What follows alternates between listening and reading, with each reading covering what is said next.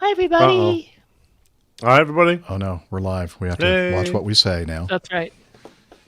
We need a little we can't light. be rude to Mike Kuipers, to Tim Van Ram, to Tanya, to John Abrams, Mark Anderson. Oh, God, Mark. My heart. Ah. Oh, no. Good thing we have a cardiologist with us. Yeah. Can he do remote CPR? Oh, there's Greg. Mr. Peterson. Well, Hi, Greg. So. Hey, Greg. Oh, yeah, there's Greg. What? I only have 2 more episodes. Is he talking about APG? 2 more episodes to listen to than I have listened to them all? He can't be talking about our show. Well, possibly. He's only 2 behind is what he's saying, I think. Yeah, I think he's almost caught up and he's done them all except for 2. Wow. Talking about mental problems. That's a lot of hours. We were just talking about mental issues. Just think of the things you could have done with those hours, all those women you could have known, all that beer you could have drunk. I think our little title should be APG, Time Well Wasted. Time well wasted. Ooh, I like that. Except I think it was taken by the Comedy Network or someone. Yeah. Yes. That's a great, what do they call that? Line under an your headline.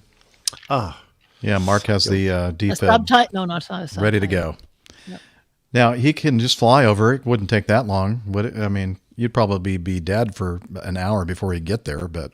Yeah, and I've probably started going cold and swelling up and getting smelly. Oh, please. And Jilly would already have you out on the front curb. She'd already be emptying the bank account. She'd be writing her dating profile. Yeah, absolutely. She'd already be on, what is it called? The thing where you swipe? Tinder. Fish in the sea. Tinder. Not Grindr, I hope. But. No. Poppy, come here. Not that there's anything wrong with that. Certainly not. Nope. No judgment here. Not at the APG. No. All right, let me do a sound check here. You're listening to the Airline Pilot Guy Show. Too loud, as usual? Sounded good to me. Good? Yeah. Good to you? Of course, we don't have Micah to be the arbiter. Yep, I sound good. Our sound man's not here? Haven't seen him. How do you know about Tinder, Greg Peterson? Well, he's got a bit of time in his hand at the moment. So, yeah. More than that in his hands. Anyway. Well, if you've got that in your hand, you don't have to go on Tinder, do you? That's true. I don't know what he's talking about. I think he's talking about a cup of coffee. That's what I'm talking about. There's Micah. Micah's just arrived, so he can... Well, I'm having a nice glass of wine to go with my tomato and feta cheese salad. That sounds very healthy. I'm having some cranberry juice. Oh, right. Okay. Keep that urinary tract running like a fine-tooth comb. Yeah. All the girls. Hey, Deanna. All the girls on the flight, they used to corner all the cranberry juice. The passengers never got to see it. Well, it says here in the menu that you have cranberry juice. Nope. No. They forgot to load it. That didn't make it on board today. Captain Anderson was very keen to get away fast, and they didn't. Oh, I don't get any. Yeah. No, I never used to get any of the fancy stuff. Yeah, sure. But the only thing that I used to get occasionally was if you asked really nicely and it was in the middle of a night flight and they were bored, they'd make you a cappuccino. That was nice. Oh, that is nice. But you had your little portable cafe later, or whatever you called it. I did indeed. But that made filter coffee. Yeah, it wouldn't but make if you anything wanted like that. We had a proper espresso machine. Wow, I've never been on an airplane that had one of those machines. That's nice. Well, ours did, but it was a bit hard work for the You've ladies. never used your little portable thing since you stopped flying, I bet? Is that true? No, we took it on holiday. We gave it a holiday. Yes, we took it to Cornwall because it was bored sitting in the cupboard.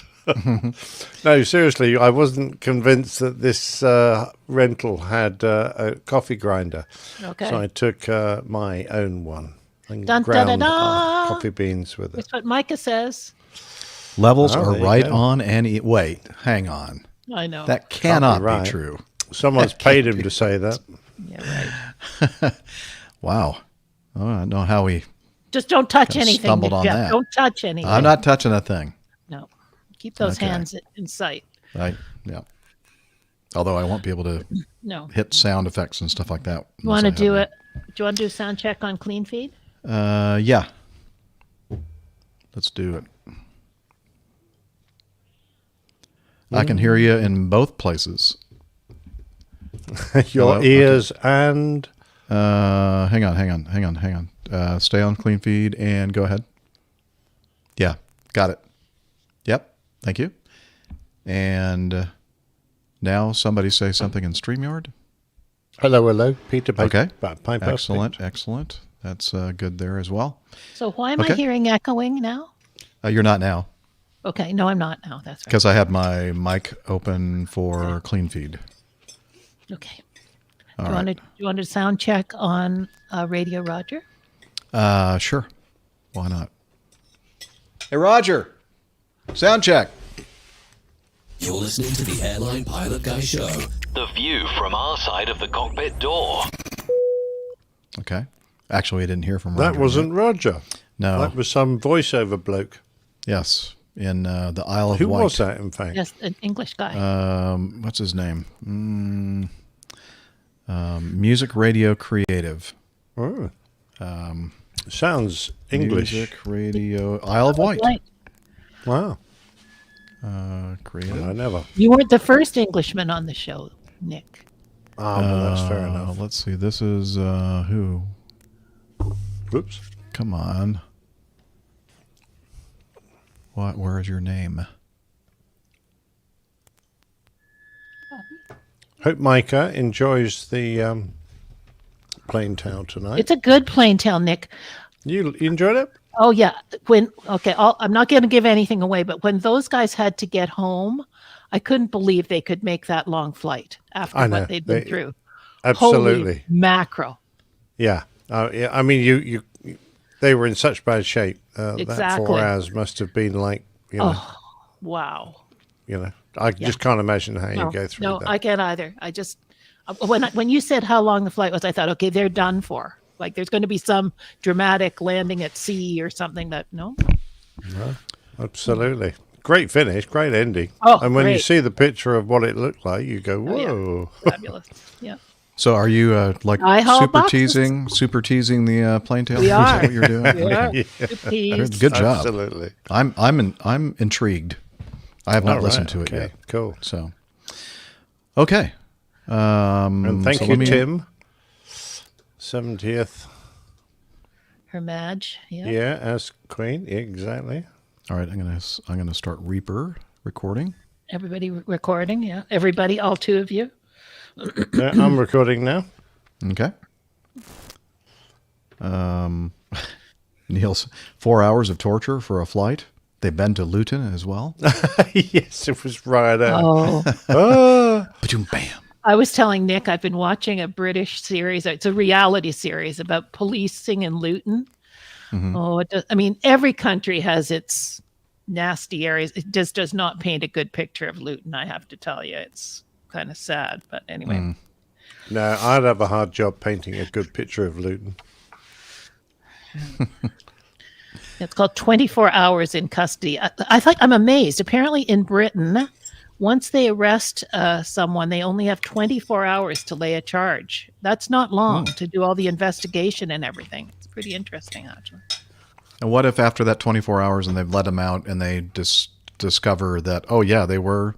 They can rearrest. I they think go- they can, okay. if they've got good Okay. cause, I think Gotcha. they can go to a They judge can't- and have that. They But the can. criminal has a chance to make a getaway, though. He right? does, and especially in Luton, he can go to the airport and hop on a plane. Yeah, we're a little country. We'll find him. Okay. Or her. Let's not Or be him. Yeah, gender that's right. Exactly. hateful. Well, I actually, when I said find him, I meant them, Them. Find them. not him. Gotcha. Oh, okay. Necessarily. Well, I was thinking, see, if it's my fault, I was thinking him. Oh, So it's Neil, my problem. Neil's going to Luton next week. He's gonna. Well, good luck, Neil. Hope you Yeah, make good it. luck. Hope Yeah. if they let you out after 24 hours without the charge, good luck. Yeah. Run. That's what I would do. Just run. All right. Are you Can't all run far. ready? It's- I'm ready. Everywhere you go, it's 70 miles from the coast. Okay. There we go. Show title. Okay. Here we go. You're listening to the Airline Pilot Guy Show. The view from our side of the cockpit door. WAPG. It's the Airline Pilot Guy. Airline Pilot Guy, episode 523. Yeah, he's up in the sky. It's the Airline Pilot Guy. Hello, you're listening to the Airline Pilot Guy show, the view from our side of the cockpit door. With your host, Captain Jeff, broadcasting live from Studio 1A at APG headquarters in Lake Burton, Georgia. Today's show is recorded on the 31st of May, 2022. Yeah, he's up in the sky. It's the Airline Pilot Guy. Picture light and he's flying by. With the Airline Pilot Guy.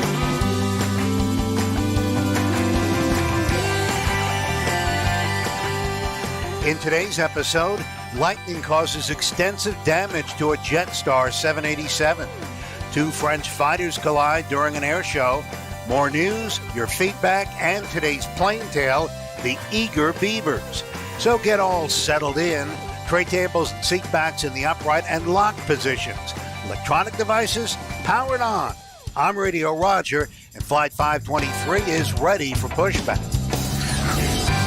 Thank you, Radio Roger. He's an award-winning TV and radio reporter, currently at the #1 all-news station in the nation, 1010 Wins in New York City. Welcome to the Airline Pilot Guy Show. It's an aviation podcast covering the latest, you guessed it, aviation news and your great aviation feedback.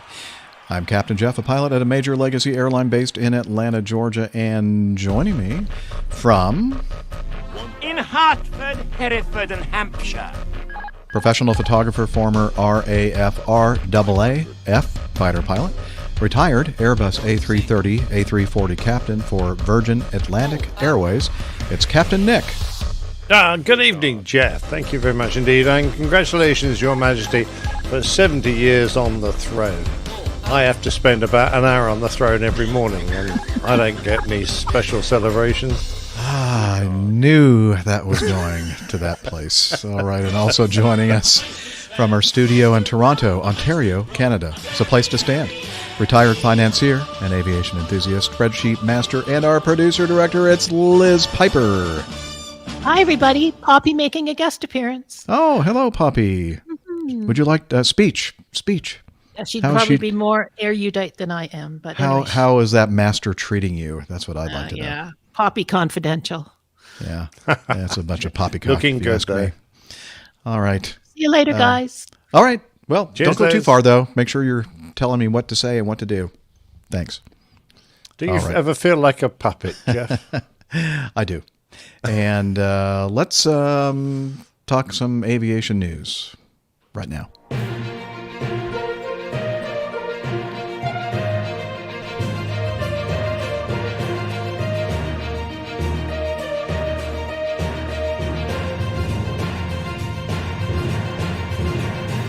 Stand by for news. First one is from our favorite news source, the Aviation Herald, and it involves a Jetstar Boeing 787-800, registration Victor Hotel Victor Kilo Lima, performing flight 444 from Melbourne to Coolangatta, Australia. Just Coolangatta, yeah. Okay, Coolangatta in Queensland. Departed Melbourne's runway 34, climbed to flight level 410, and landed on Coolangatta's runway 14 about 105 minutes after departure. And for us normal people, that would be 1 hour and 5 minutes. Or no, that would be 1 hour and 45 minutes. Yeah. I corrected myself before you got a chance 10 hours and 5 minutes? I don't know what it is. The aircraft, it's a big country, could be. The aircraft hasn't flown since. Post-flight examinations found extensive damage due to lightning strikes. The aircraft is currently estimated to be out of service for about 2 months. And That's a long time. Yeah, it is. They it's a 787. It's made of plastic, right? Yeah. But I mean, it must have been quite a severe strike to have created that amount of damage. I wonder if they're, I wouldn't say struggling to fix it, but of course, it's not like a aluminium aircraft where you can just patch it and go. Mm-hmm.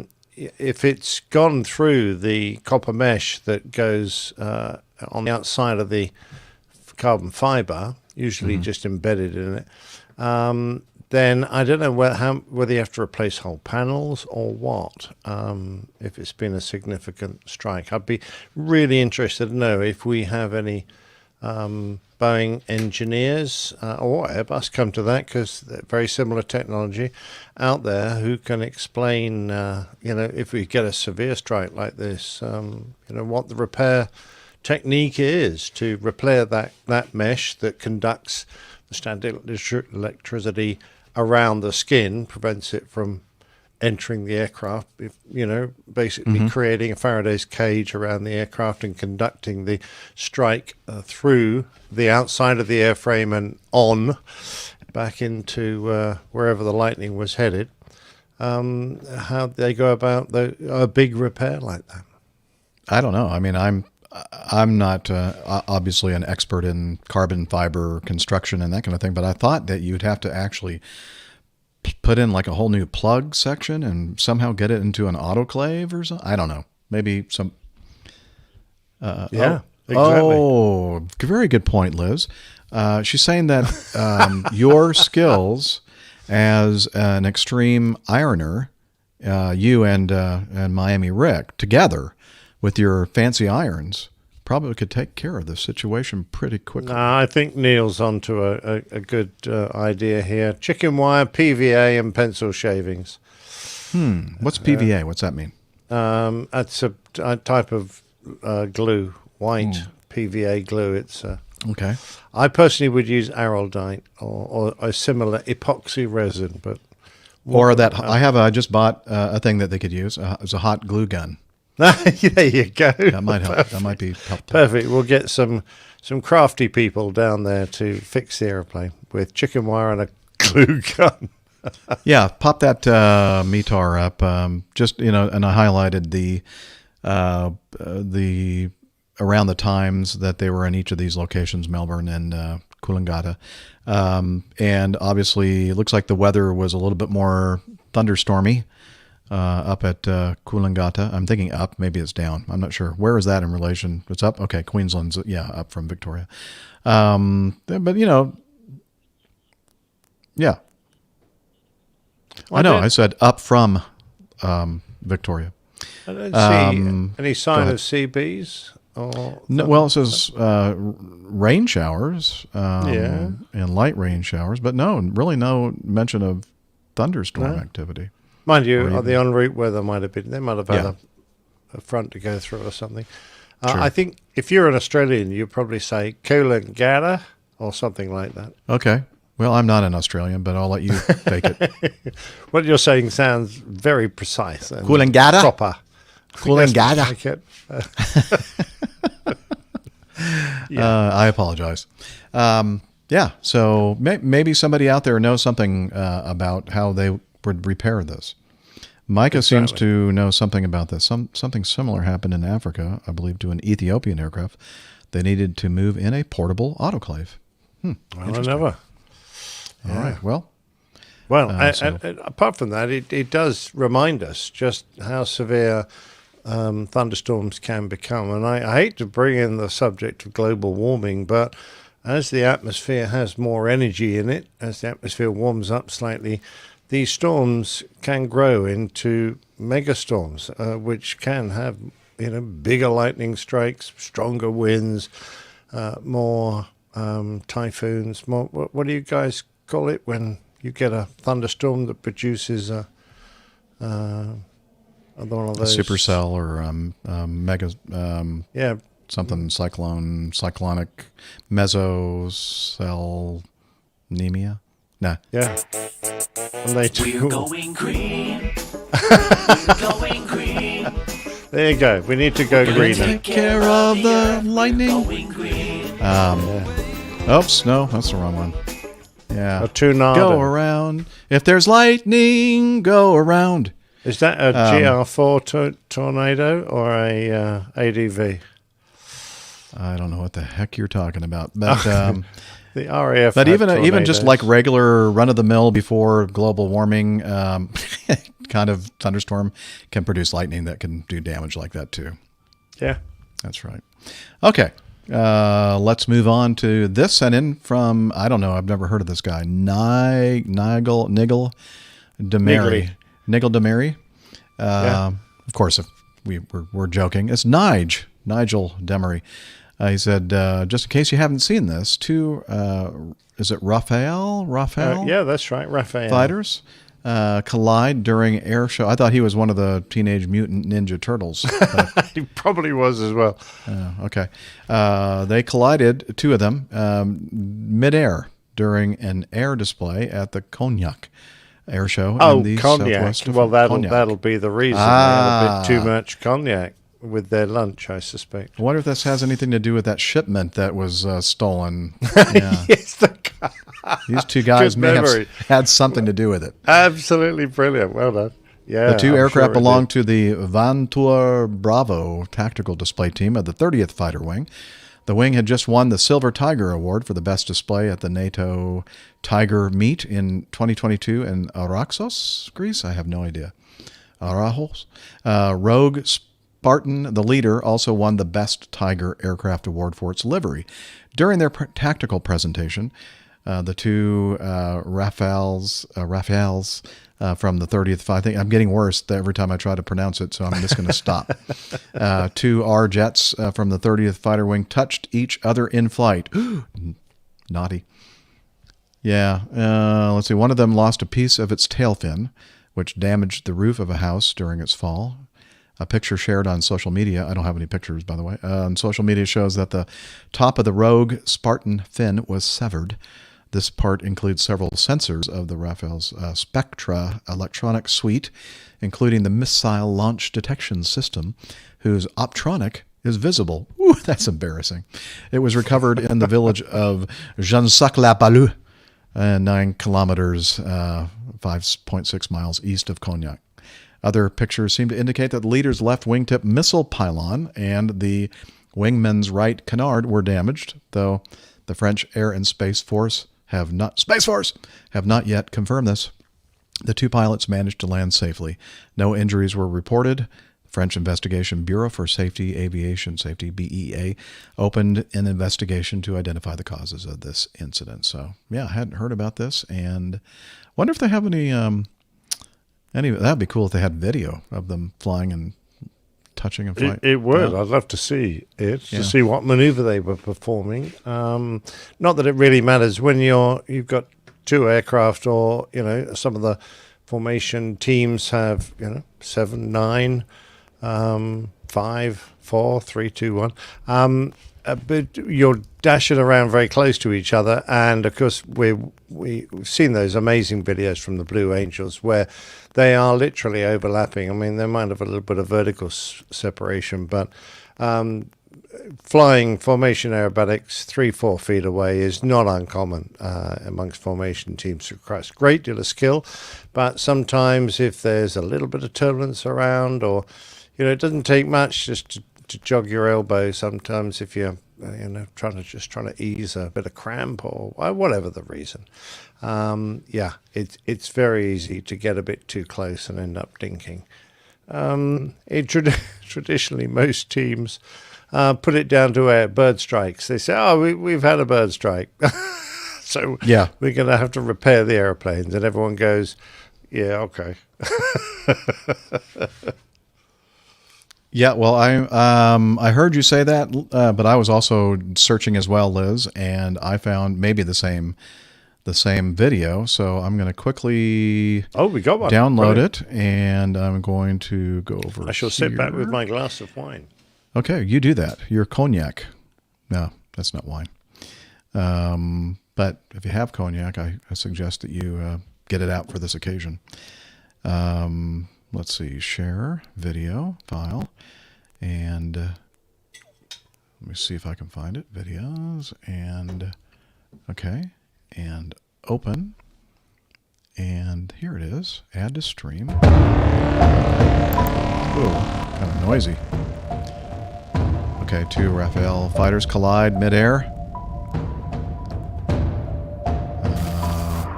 Okay.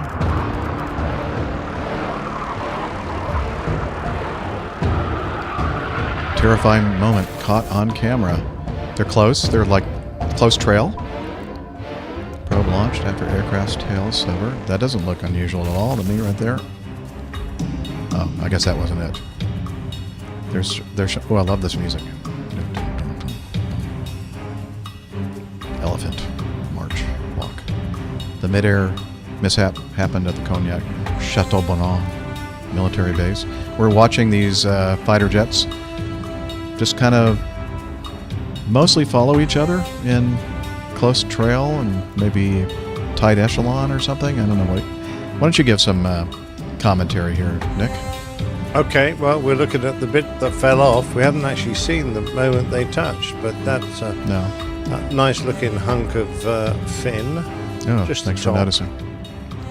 Yeah, a lot of fighters have their sensors in the top of the fin. It's a convenient place to stick them. Sorry. Oh, there they go. Ah. Yeah, apparently they made a loud bang. Well, I expect if you knock a bit off. Yeah, but that's already happened because that bit of fin is already separating at that point.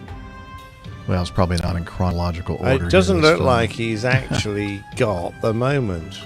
No. Maybe have some stills of it, but yeah, collisions are relatively rare. I mean, certainly during displays, it doesn't happen very often. Tiger paint scheme. So that messed. Oh yeah, that's missing a bit of its top tail fin. Okay. Well, I guess that's better than what I had before, which was nothing. We get to see the we get to see the airplane. It is a lovely aircraft, Raphael. It's been around for quite a while now, though. I mean, it's a Delta with canards. It's very maneuverable. It's all fly-by-wire stuff. Part of the Gripen and Raphael and Typhoon sort of generation, although the Typhoon is probably a little bit later. Mm-hmm. And one of the incredible things is that having seen the results of F-18s, F-18 mid-airs, you can knock all sorts of bits off and the flight controls can fail or be less effective. And the flight control computers, certainly in the beautiful Hornet, they compensate wonderfully. We had a mid-air collision during combat when I was out in Australia. And the two pilots involved, one of them didn't even realize it had been a collision, even though a significant portion of his wing had disappeared. And he volunteered to go look at his friend who said there'd been a problem. And he was flying the airplane along perfectly well. And when he eventually looked out, he had a significant portion of his wing missing. And he hadn't even realized because the flight control computers were compensating using other control surfaces to maneuver the aircraft. And it was also smooth and, fine that he thought he'd just gone through his wake turbulence. That turned out he'd given him a fair whack. That reminds me of an incident that an Israeli F-15 landed without a wing.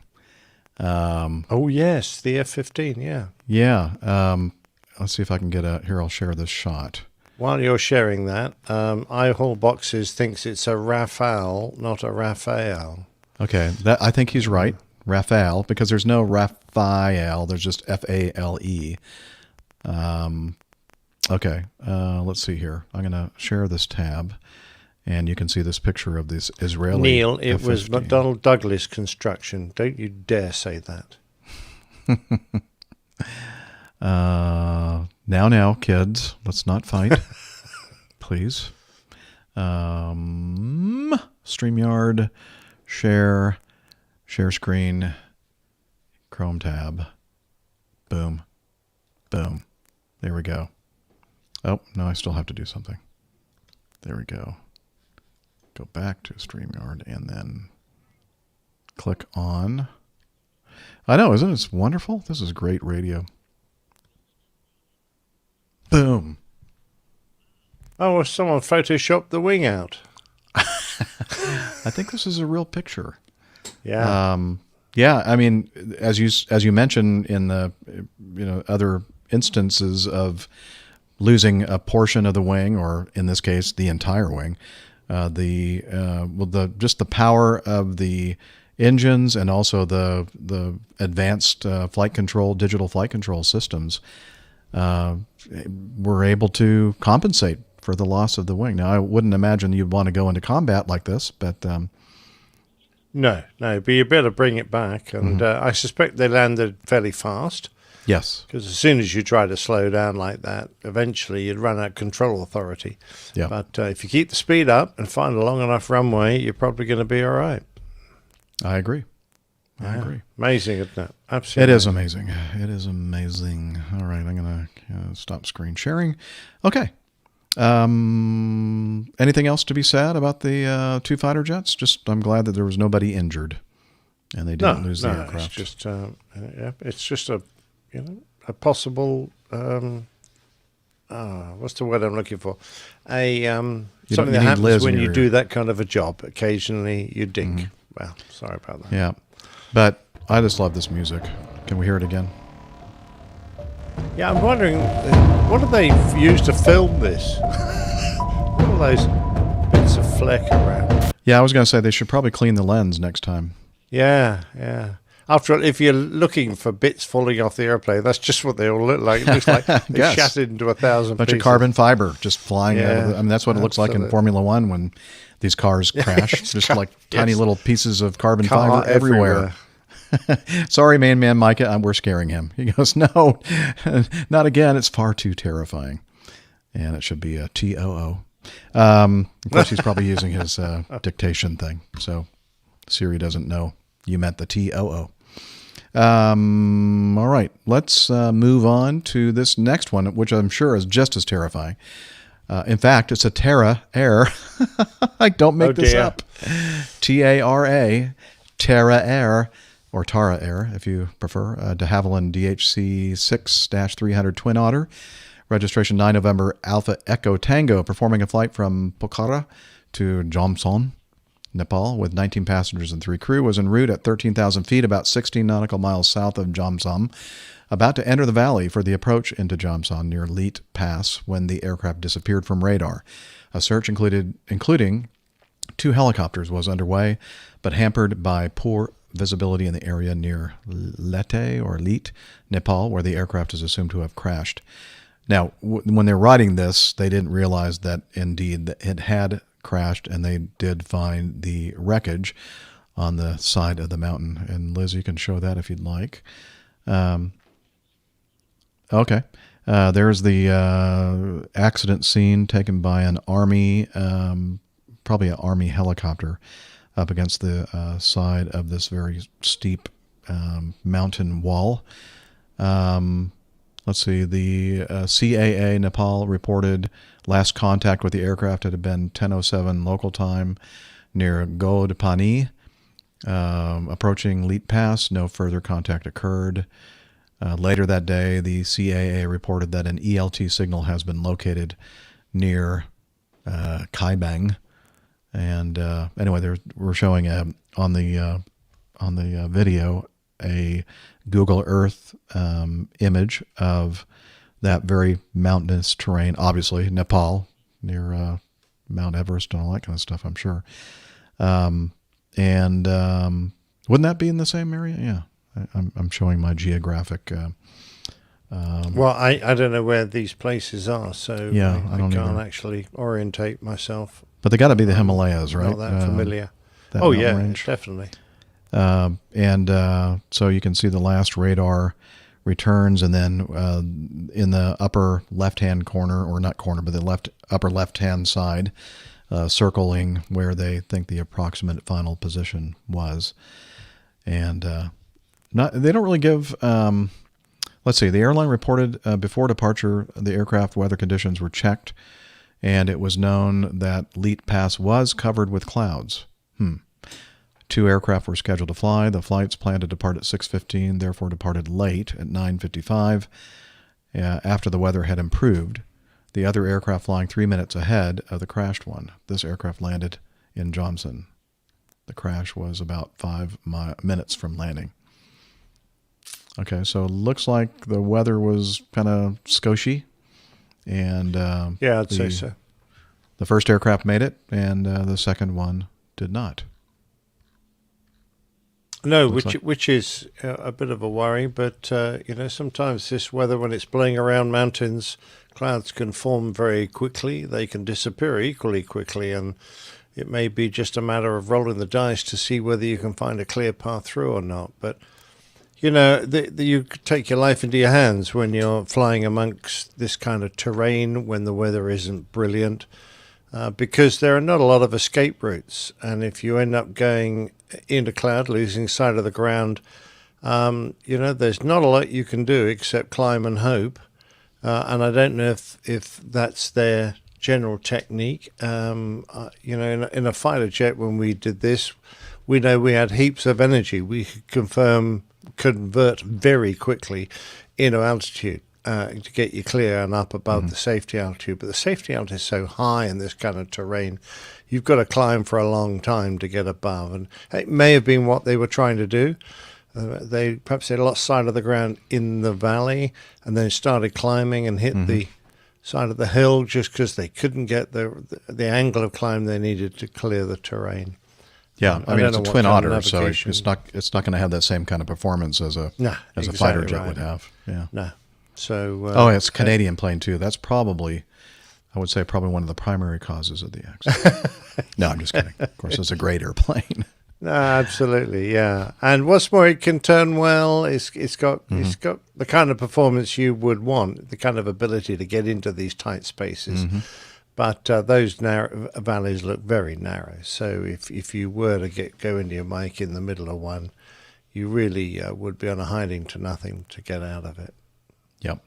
Which makes me wonder why they were pressing ahead if the weather wasn't really good. I suppose they're under commercial pressure to keep the service going, but you'd really want to have good weather before you attempt to fly that. It looks pretty much a one-way valley. It doesn't look like you've got room to turn around in there. No, it looks pretty tight in there. Liz also looked up for us. Mount Everest is quite a ways, a distance away from that area, but I guess that entire country is mostly mountainous. So. Anyway, yes, Neil says, if only we had a twin otter expert on board or on hand. She is on her way, though. She's going to help us out maybe when she gets. She usually listens while she's transitioning from her work mode to her APG mode. So maybe Steph, if you remember, when you get back, you can maybe put in your 2 cents or 2 pence or whatever you want to call it when you arrive. Her 2 otters. I get it. Okay. Otters. Yes. All right. Let's move on with the next one. It's D. West Atlantic Boeing 737-400 at Exeter on January 19th, 2021. So about a year and a half ago, had a hard touchdown. It is an understatement, Liz. This is from the Aviation Herald. A West Atlantic 737-400 freighter, registration Golf Juliet Mike Charlie Yankee, performing Flight 5L from East Midlands to Exeter with 2 crew, landed on Exeter's runway 26 at 2:34 in the morning, 02:34 local time, but suffered a very hard touchdown. The aircraft rolled out without further incident. No injuries are being reported. On the 19th of May, 2022, so just a few days back, the AAIB released their final report, concluding the probable causes of the accident were the aircraft suffered a hard landing. Yeah, that's what I would come up with as well. As a result of the approach being continued after it became unstable, after the aircraft had passed the point where the crew had declared the approach stable and continued. Despite high rates of descent being observed beyond the stable point, together with associated alerts, the crew elected to continue to land. Had the approach been discontinued and a go-around flown, even at a low height, while the aircraft may have touched down, the damage sustained may have been lessened. While the operating manual did not specifically state that an approach was to remain stable beyond the gate on the approach, the flight crew training manual was specific that if it did not remain stable, a go-around should be initiated. The commander may have given the co-pilot the benefit of the doubt and believed she had the ability to correct an approach that became unstable on the final few hundred feet of the approach.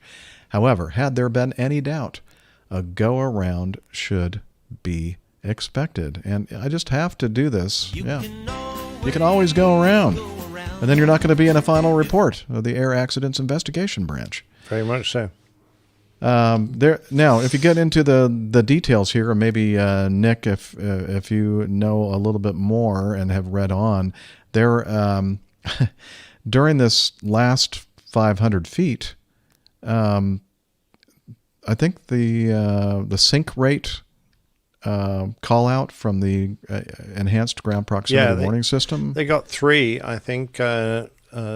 Sink, don't sink, or sink rate. Sink rate, that's what they got. Mm-hmm. It's not an easy approach. It's a 3.5 degree approach, which is steeper than the normal approach that most of us are used to. So that was one factor. And I don't think the crew made any particular reference to that, which has a slight bearing on the result. But the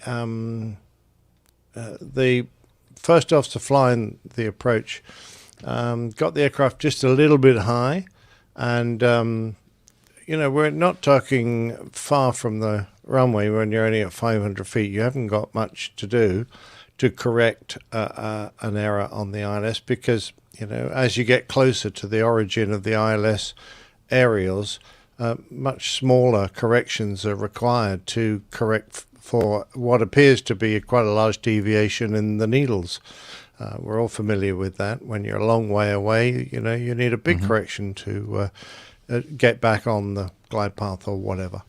But they've been flying over 800 feet a minute to maintain a 3.5 degree glide path. Got a little high, but then built up quite quickly a significant rate of descent. And the captain was had flown with this first officer quite a while and was confident in their ability. So he sort of sat in his hands a little bit, which in this circumstance, in this case, was definitely not the right thing to do, because when it got to the point when he finally realized that the attitude was well down on what it should have been, to make an approach for this runway, they would need an aircraft attitude of about +1 degree. So the aircraft's going down, but the nose is ever so slightly up. She had about 5 or 6 degrees nose down, which is quite an attitude difference that close to the ground. Built up a large rate of descent, and captain failed to take control and do a go-around. Captain's ultimately responsible for his aircraft, and if the other pilot isn't doing what he would do, in other words, making a mistake, you've got to say at some point, before it becomes a disaster, that this is a learning point. Let's talk about it later. I have control. We're going around, or just order the go-around, because you've now exceeded your stability requirements for a stabilized approach. And this is an interesting point. The airline that I flew for, we didn't declare that we were stabilized. In other words, at some point, some airlines have a procedure that you come down the approach, and at some point, whether it's 1,000 feet or 500 feet, you say, we're stabilized. In other words, at that point, you've achieved the stabilized criteria in aircraft attitude, rate of descent, speed, accuracy on the ILS, all the things you need to fly a smooth approach. Our airline didn't have that procedure, and they said the reason we're not going to introduce that is because we don't want you to think I'm now stabilized and I don't have to worry about that anymore. It's a fluid, dynamic situation. Yeah, not a fixed point in time.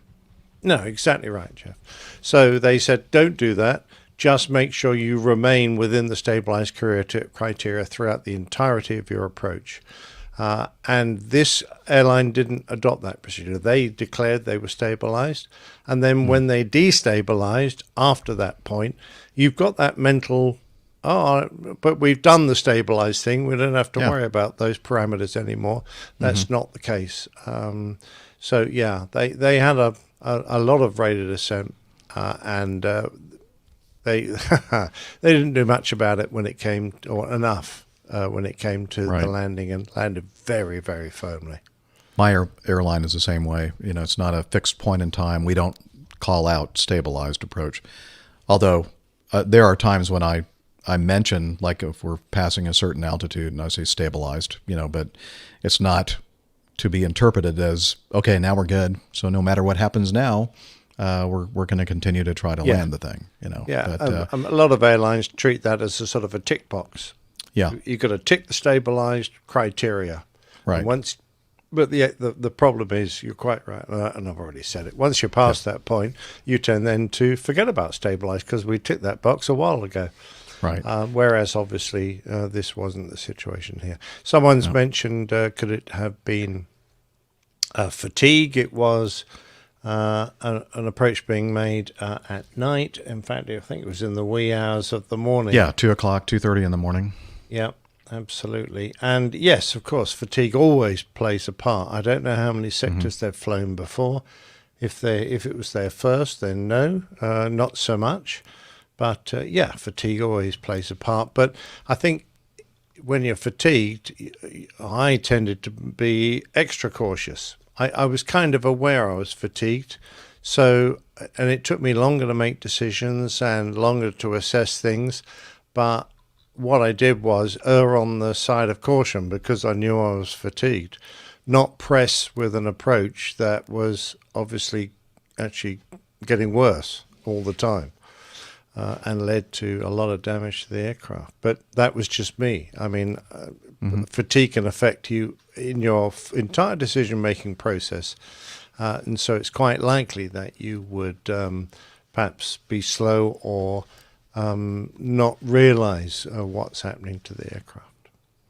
Right. I'm just quickly, trying to look through this final report. I think this is a summary of it, not the full final report. But as far as I can There's tell, an interesting what we point have, just there before you go on any further. Yeah, Jeff, there. Okay. The co-pilot's previous proficiency check noted that during a single engine approach, the aircraft produced a sink rate, and as such, although she passed that test at the second attempt, they assessed her as baseline minimum standard.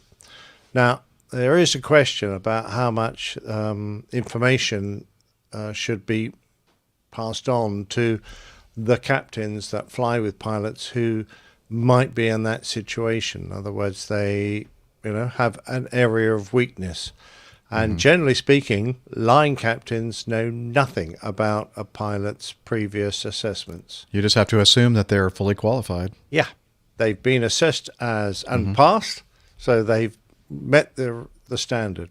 Yeah. And this is something that, I don't know, it's a difficult subject as to whether that should be revealed to the captains, because, you did, in fact, pass. You were retrained and you passed. Just that need to go on. Do the first officers get to see the captain's performance reports from their simulators? No.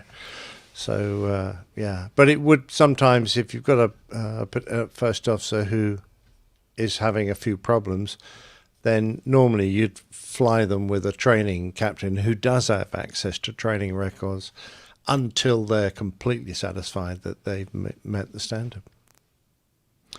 Just a quick, I highlighted this manufacturer's assessment of the airframe damage. They said that Boeing concluded that the wing box would remain intact after landing at the maximum permitted weight of 121,000 pounds and a sink rate of 18 feet per second, which is a little bit more than 1,000 feet per minute.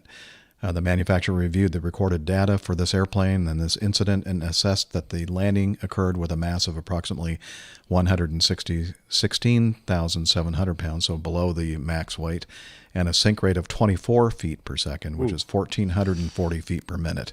I was looking through here to see if there were any G-force readings, but I didn't see it anywhere. But the wing box did remain intact, preventing fuel leakage, so that's the good part. And then also the main landing gear shock absorbers bottomed out during the landing, and the main landing gear beams act as a structural fuse for vertical loading.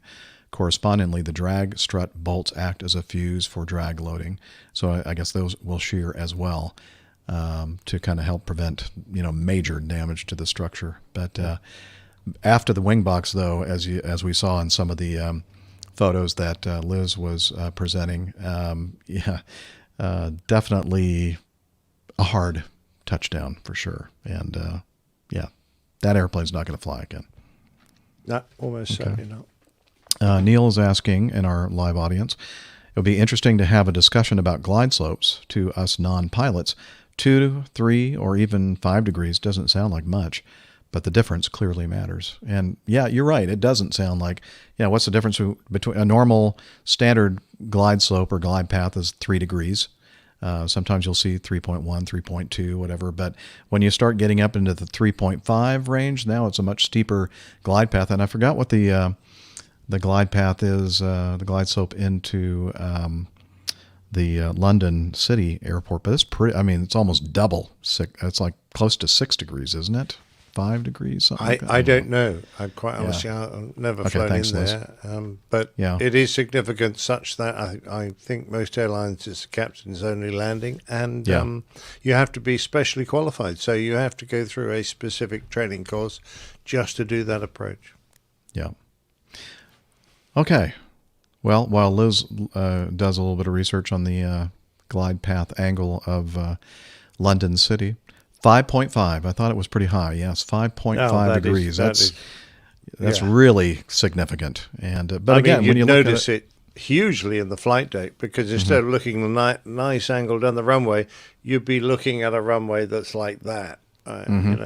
So hats off to the guys and girls who go in there regularly, because I don't think that's an easy approach at all. And you have to convince in your mind, you have to continue to remind yourself, I'm sure, that, because I'm coming in at this steeper angle, all my normal perspective of everything is going to be completely off. And you have to really watch those parameters very, very closely. Yeah, and then if it doesn't look right, then you go around. Yes, it's not a long runway, and there's a significant flare from a angle of approach of that to get the nose up to cushion may turn it into a normal landing. Mm-hmm. But if you look like at a protractor or something like that, or a compass or whatever, and you see, not a heck of, when you have 360 degrees all the way around, the difference between 3 and 3.5 degrees looks like insignificant, but it's significant. It really is. That's why we brief it when we are briefing our approaches.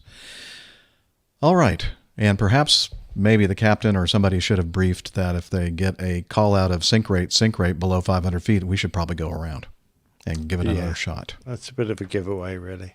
Yeah.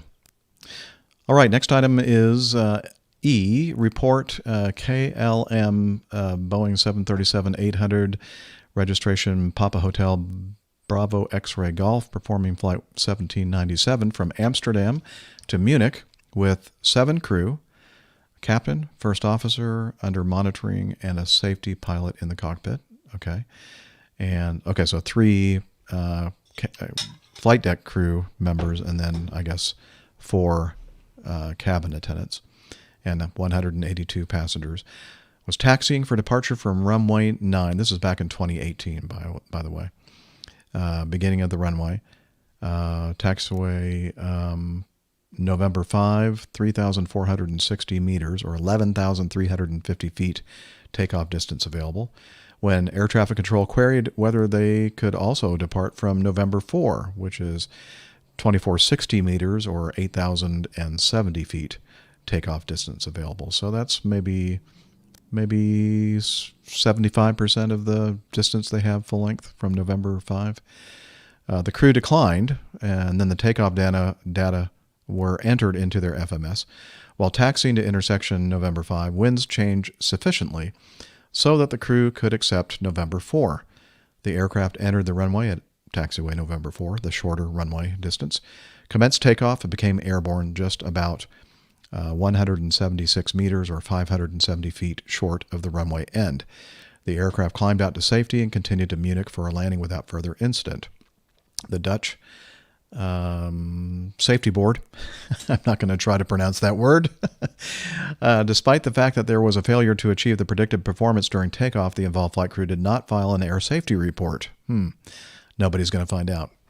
By the end of August 2018, the operator became aware of the incident. The Aircraft Condition Monitoring System data, ACMS, revealed the exceedance of the low threshold crossing height parameter.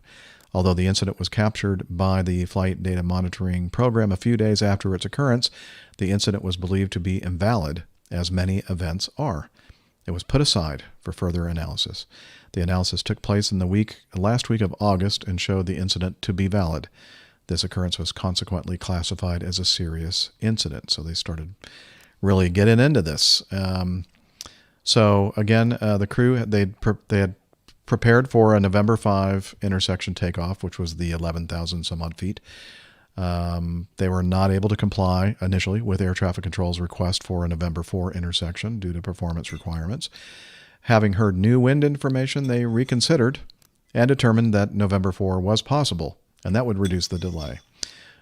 New takeoff performance calculations were completed during taxiing out before lining up the aircraft for takeoff. Because the initial intersection had not been changed to the actual intersection in the data necessary for the performance calculation, erroneous takeoff data were generated. The change data and the output of the performance calculation was neither checked nor cross-checked, although this is included in the procedures. And this is one of those instances where they were under time pressure and thought, okay, we got the data, it's good, let's go. But what about cross-checking it and doing the things we're supposed to do? No, we don't have time for that. We need to get out of here.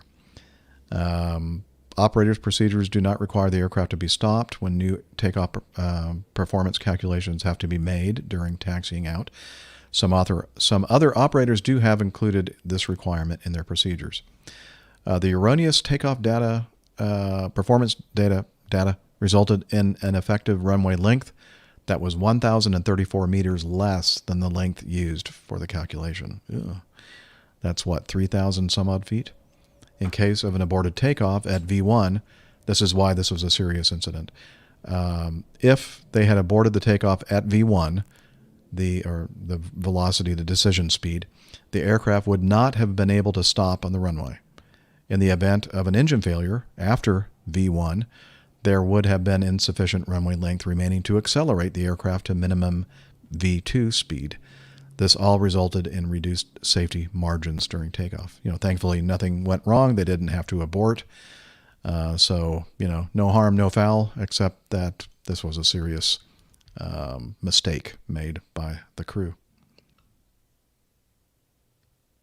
Oh, and before I go to that comment, Liz, this is interesting. Despite some training, the crew did not recognize the need to add more thrust when the end of the runway approached, and therefore they did not add thrust. Not adding thrust in these situations have been identified in earlier investigations. Yeah, if you're rolling down the runway and something doesn't feel right, you see the end of the runway coming up a lot faster than you thought it would, and you haven't, gone to the maximum thrust setting. If you're using a reduced setting, push the throttles up. And most airplanes these days, not all, but most airplanes, especially ones that are controlled by the full authority digital auto control or auto throttle control or whatever FADEC stands for, you can push them to the stops, and it's going to protect. It's not going to let the engine blow itself up. It's going to honor the engine parameters, but it's going to give you everything it can give you in those engines, and that could make a big difference in a situation like this when they made a mistake with the calculations. Okay, Nick, I'm finished talking. No, I was just going to say, my first Cape Town, I was doing both the landing and the takeoff, and I didn't know that Cape Town had a bit of a bump in the middle of it. So we went roaring off down there, and I'm looking at the end, what I thought was the end of the runway, going, right, oh, that looks close. So I said, toga, and, firewalled the engines. And, of course, as we reached the top of the bump, thousands of more feet of runway suddenly appeared. I went, oh, that's all right then. But I felt a bit embarrassed by doing that. But actually, of course, it's exactly the right reaction. Yes, because if you think you've made a mistake and this runway, you're not quite at flying speed and the end of the runway is coming up, you firewall the engines. That's what they're for. Remember that dreadful crash into the Potomac? Yeah. Those guys struggled off the runway and were hanging on for dear life at a 50 feet or so with just about to stall. They had more power available. They just never pushed the throttles up.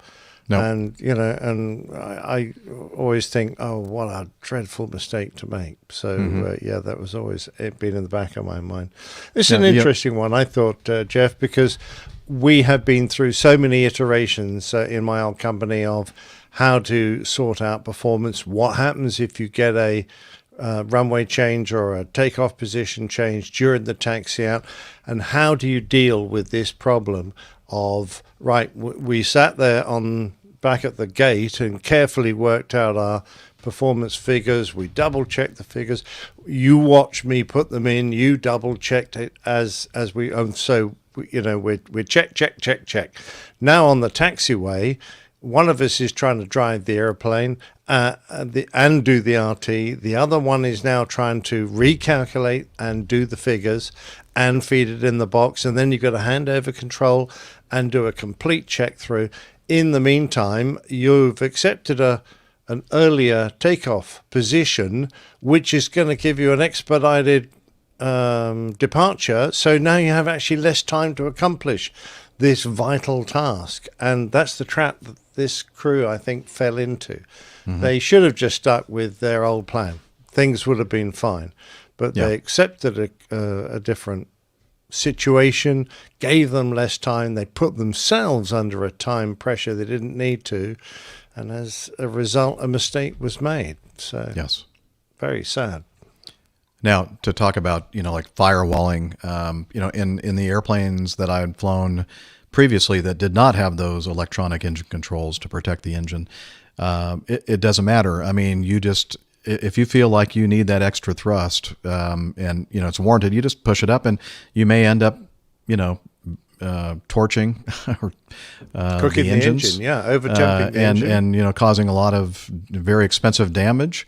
But hey, it's better than crashing an airplane. So, oh, absolutely. I mean, that's the worst case. The best case is you just take a few hours off the engine's life, right? Which is exactly not a big deal. But no. Anyway, I sort of know exactly where this crew were. They were trying to do what they thought was right to get off and get the trip going and be nice and efficient. And of course, they fell into a trap. So yes, and it's an easy trap to fall into. It really is. Absolutely. You just have to constantly remind yourself, okay, I know that I want to get this thing going right away and let's get this, but you just have to stop and think, okay, smoke the cigarette, wind your watch, whatever thing that we do to kind of slow everything down and kind of take a couple of steps back and get a bigger picture of what's happening here is the best thing to do. Sure.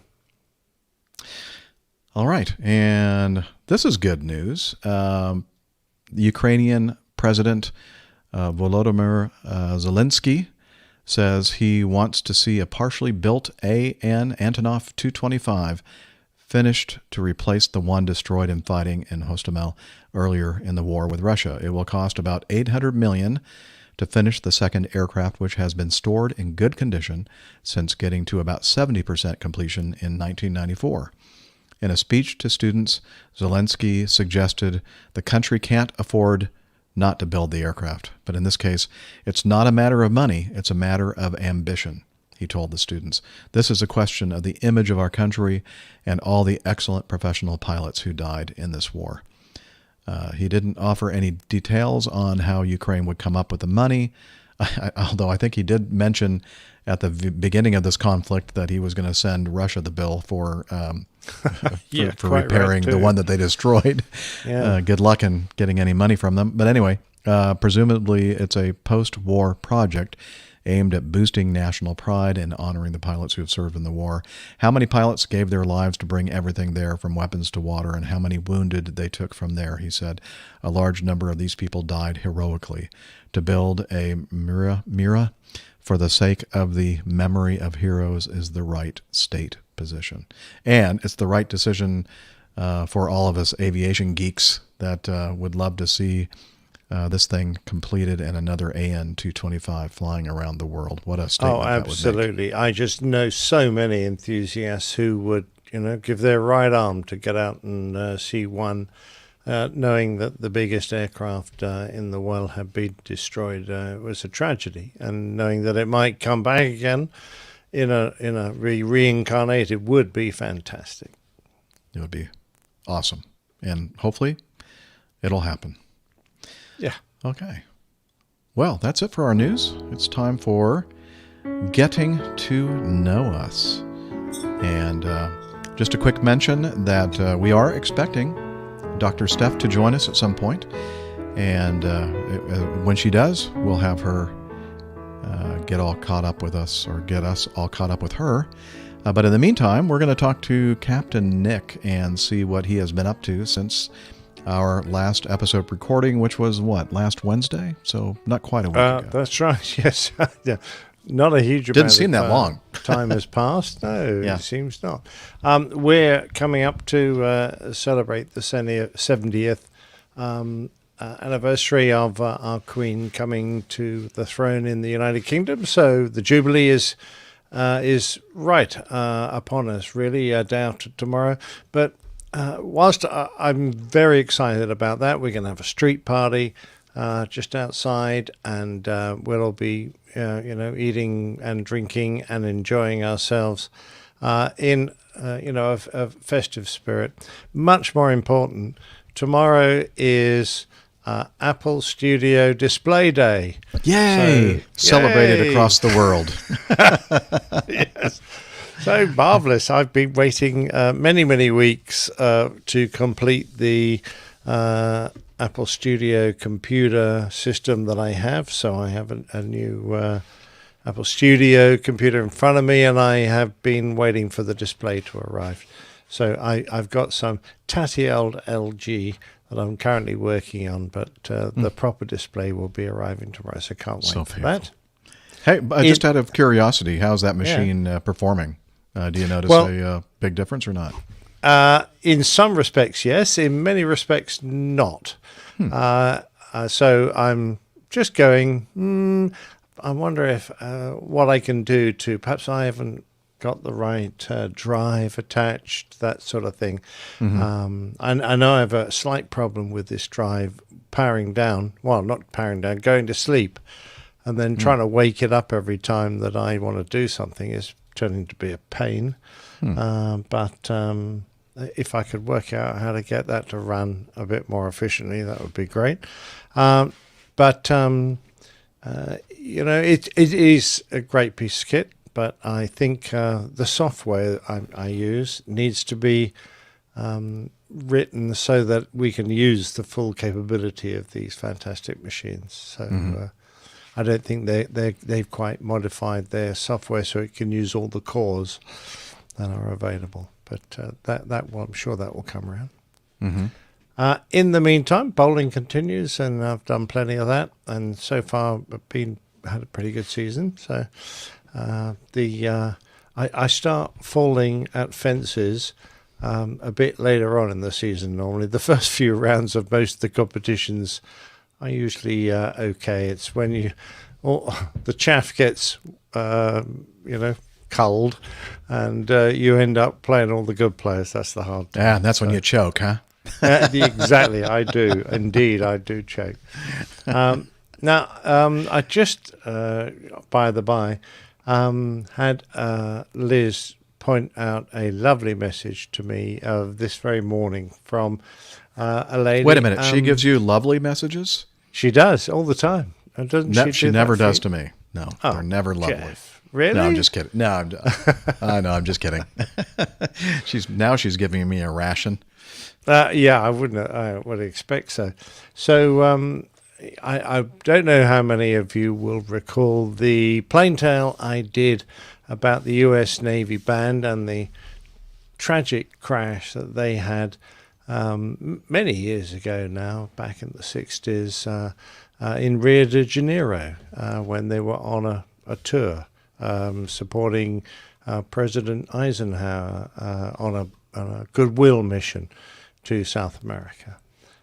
Anyway, I got a message from a lovely lady who's 70 years old, and she said, hi, I happened to come across your podcast called The Band Played On. Well, it was one of the plane tales. My father was one of the Navy bandsmen killed that day. I wanted to post the podcast on my timeline since it's Memorial Day. I can't seem to do it. I sent the podcast via Messenger to my children, but can't post it on my timeline. Is there a way you can send me the link? Thank you. Well, that was from a lovely lady called Dawn, daughter of Earl W. Ritchie, a French horn player in the United States Navy Band. And Liz very quickly, of course, replied with a link. She added that I was only 10 when the accident happened. My mom pretty much kept the magazine articles and news from me. I don't blame her. Every now and then I stumble across some info about the accident. Thank you so much for your podcast about this. How did you stumble across the event? So I was immediately taken with this and thought I would reply, telling her all about Tuba Tony. And, of course, when I was still flying and doing regular trips to the States, I was into Washington one trip, and I met up with Robert and Tuba Tony and several other lovely listeners. I mentioned Robert because he took me there, but the meat of the story is really Tuba Tony, who was a musician with the U.S. Navy Band. I'm not sure if he still is or whether he's still on that posting. Anyway, he from his name you'll guess what instrument he played. Anyway, we had a lovely walk around the Udvar-Hazy Centre, and it was a year or two later. Toby, still a faithful listener, told me about the story of this dreadful crash that occurred during this tour in South America, where they lost an awful lot of their band members. They were on their way to play at an evening meal that the president was holding, and so they had a special section of the orchestra was going down there to play, and they had a mid-air collision, and all the bandsmen that were on board the DC-6 died. Anyway, I told Dawn all about how I found out about the crash, and how she'd obviously heard the plane tale already, and within a couple of hours I managed to forward a recording for her to download and keep so that she can send that out to her family. And she replied saying, thank you so much for responding. I'm pretty sure I first heard the tale on the Navy Band social media site, because Tuba Tony was sure to let them know about it, and they very kindly promoted the podcast about this incident on their website. I was only 10 when the accident happened, but I know quite a few bandsmen. My brother and I would go to work with my father sometimes in the summer. While they were rehearsing, Alan and I would play pool in their coffee lounge. We'd sneak coffee and lumps of sugar too. I'm thinking of one particular man whose name was Anthony. He would send his kids to the same Baptist summer camp as the one we went to. Can't recall his name. I meant to tell you that it took me 38 years to want to fly in an airplane. I had many opportunities to fly, but was afraid. When we sent our youngest daughter to college in Florida is when I finally started flying. I love it now. Yes, I would love to have a copy of the original recording from Dawn. So I don't know if you're going to listen to this, Dawn, because I think you've only really connected with the Plain Tales, but if you do, wish you well. I hope your family enjoy that Plain Tale. It was a special one for me to write, a story I'd never heard about, and particularly since it reflected the honor of the U.S. Navy and the servicemen who serve in your country. They're all fine people, and they deserve recognition, particularly since the band, after that appalling tragedy, the band went on to play 8 more occasions during that tour around South America, which I think is a remarkable achievement. Very nice. Yes. Well, that was great. Great exchange. Glad that she reached out to you, and Absolutely. I'm glad that we were able to come up with something satisfying for her. All right. Very good. How about you, Jeff? What's been going on in your life? Absolutely Nothing much at all, I think. Nothing. So I don't think we've yet mentioned this yet, but yet. That's kind of a redundant. Yes. This is likely the last. Okay, I may have mentioned it on the last show, Liz said, but this is probably the last time that I'll be doing a show recording from the cabin here. So next show and subsequent shows will have a little bit different background. Kind of busy with not realizing until very, very recently, because I have to move out of this cabin like within the next day or so, that I didn't think I brought that much up here, but apparently I did. I have all kinds of stuff that if you look around, I'm not going to show you on camera, but it looks like a bomb went off in here. And I have to pack everything up, get it into my car, and take it down to Roswell and or the storage unit, and then clean this place up and make it look better than it did when I moved in the beginning of August last year. So going to be busy with that, and I've been busy in prep work for that as well the last several days. Of course, just the normal post-show editing and publishing and that kind of thing always takes some time.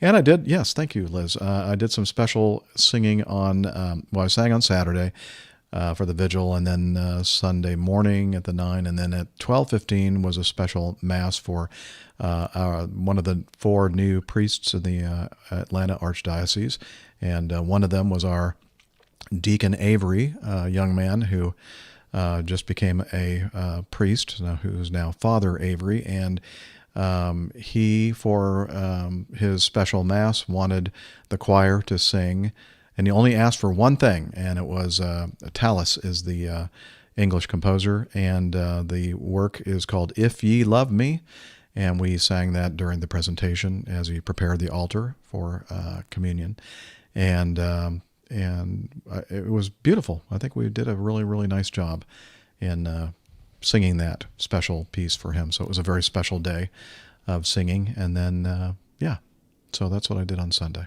And then, of course, Sunday is one of the biggest days for motorsports fans because you have a big NASCAR Charlotte 600 race, or Coca-Cola 600, I think they still probably call it the Coca-Cola, the Indianapolis 500, the Indy 500 race, and then in the morning, for us here in the U.S. anyway, Monaco, the Formula One race.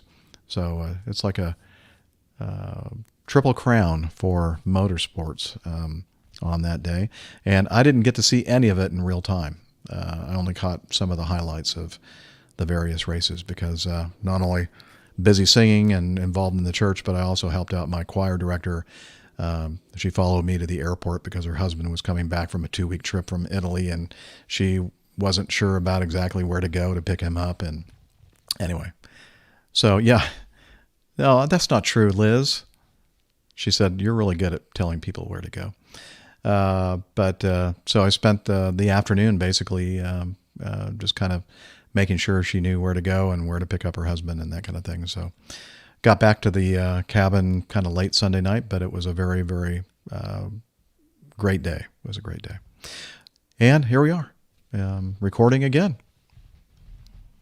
Oh, Steph is in the green room. Look at that. We don't even really have a green room, but sort of, I guess. He's right there. We have a going green room. Hey, look at that. Steph's here. Yay. I think it's the green room. We should just refer to Well, it it is as kind of a backstage. green room. Yeah, It's kind sage of green. No, this room is like robin egg Oh, that's blue. yeah. Okay. Yeah. I forgot what color they called Hi, this one. Steph. Hi. I can remember the paint color of the guest room when I painted it. It was called Careless Whisper. Careless Whisper. What colour is that? It's a very light pink.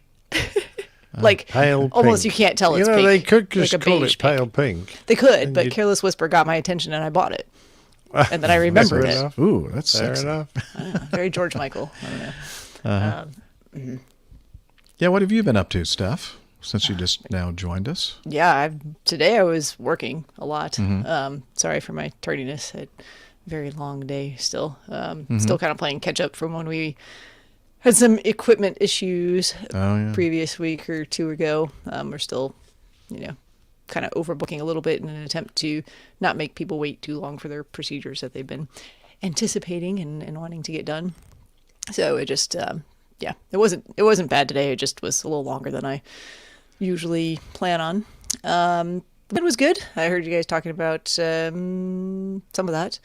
Obviously Memorial Day weekend here in the United States, and did a lot of flying and jumping this weekend, which was good. We had beautiful weather for a change. It's been kind of a windy / if it's not windy, it's rainy or some other reason why we can't, get out in the sky and play around, but just pleasantly warm, sunny, no wind. And dry, too. Dry. It was not Yeah. super humid. It felt Yeah, like a and real spring day, felt like- finally. Today feels like summer. It's like 92 degrees outside it's right now, and back I'm to its summer, like yeah. crispy from driving home. Yeah. Yesterday, with my neighbors and a bunch of other friends, we had a day out on the lake, which was very nice. We went in their pontoon boat and beached ourselves on an island and had we grilled out, had a bunch of burgers and skewers with veggies and shrimp and some jerk chicken. That was about the spiciest thing I've ever consumed next to a Reaper pepper chip. Oh, really? Oh, this was spicy. This was like, oh, okay, my sinuses are clear 100% now. Like had to jump in the water to cool off from the spicy chicken. So we did that, and there's a bridge nearby that we kind of went over to, and you can jump off of the bridge near the power plant where the water is nice and extra warm. Did that a bunch of times and went And to it's glowing. glowing. Yeah, that's not sun. That's very different type of radiation. Then went to a friend's son's graduation party last night, high school graduation party. That was good, entertaining. They live on a farm. They have lots of horses, and I didn't know that, but they have a donkey, so made friends with the donkey. The donkey was very friendly, and more good food, great company. So it's been good. Aside from bugs, I don't know. I guess the lack of I guess just being outside more. I haven't been outside enough, but I got attacked by bugs this weekend. There's one if you can see it on the side of my. Oh, yeah, I still see Yeah. the bug there. You should probably Yeah, the bug is swat still that there. I thing should away. probably remove the bug. But there's that one. I got 2 more on my arm here. And on Saturday, I picked up my soda to take a drink from it. Had a straw in the lid, and apparently there was a bee in the straw. And I sucked the bee up, and I'm pretty sure it just bit my tongue. I don't think it stung me. But the very tip of my tongue was tingly for about an hour afterwards. Didn't swell or anything, but it was a weird sensation. So it's been an insect. That's not a surprise you want to have. No, it was not fun. It was not. I don't recommend. But I don't think I would have seen it. It was pretty well in there. I would have had to actually inspect, which I'm definitely not going to do every time I take a sip of soda. Just one of those things. I was wondering what it was like from the bee. Did he think it was a flume at a I swimming don't know what pool or happened to the something? bee. I spit it out, and then it was gone. The bee's thinking, dang, that was not a fun ride at all. I was not. I just No, wanted. He's like, I just wanted some of do this that one sugary again. sweet soda. It looks like perfect.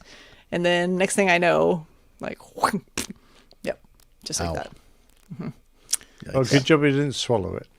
Did not swallow it. Well, I have Yep. a question for you, Steph. At that little farm Yes. thing, did you ride that ass? So I'm laughing because I did not, but a friend of mine did, and I think that's the picture I sent. Yeah, and we we saw that definitely made picture. some commentary to that effect. He was And when very I say aware. ass, I mean donkey. Donkey, Yes. a small donkey, kind of a, it was a small burrito, ass. a burrito, a little donkey. Yeah, it was cute. Yeah, it was cute, super cute, it's super Yeah. friendly too. She was just really sweet. She just was like, she just wanted to stand right next to you and have you scratch kind of behind her ears the whole time. Oh, Well, yeah, she was sweet. yeah. I'm But- sorry. Oh, yes. Let's. Why am I having a hard time hearing you now? Did you do something different? Yeah, I can hear you better now. So Liz is saying, hey, maybe we should. Oh, look. Is that not obvious what I should do next? There you go. The cover art from our last episode, episode number 522, and it was entitled "The Show with No Name."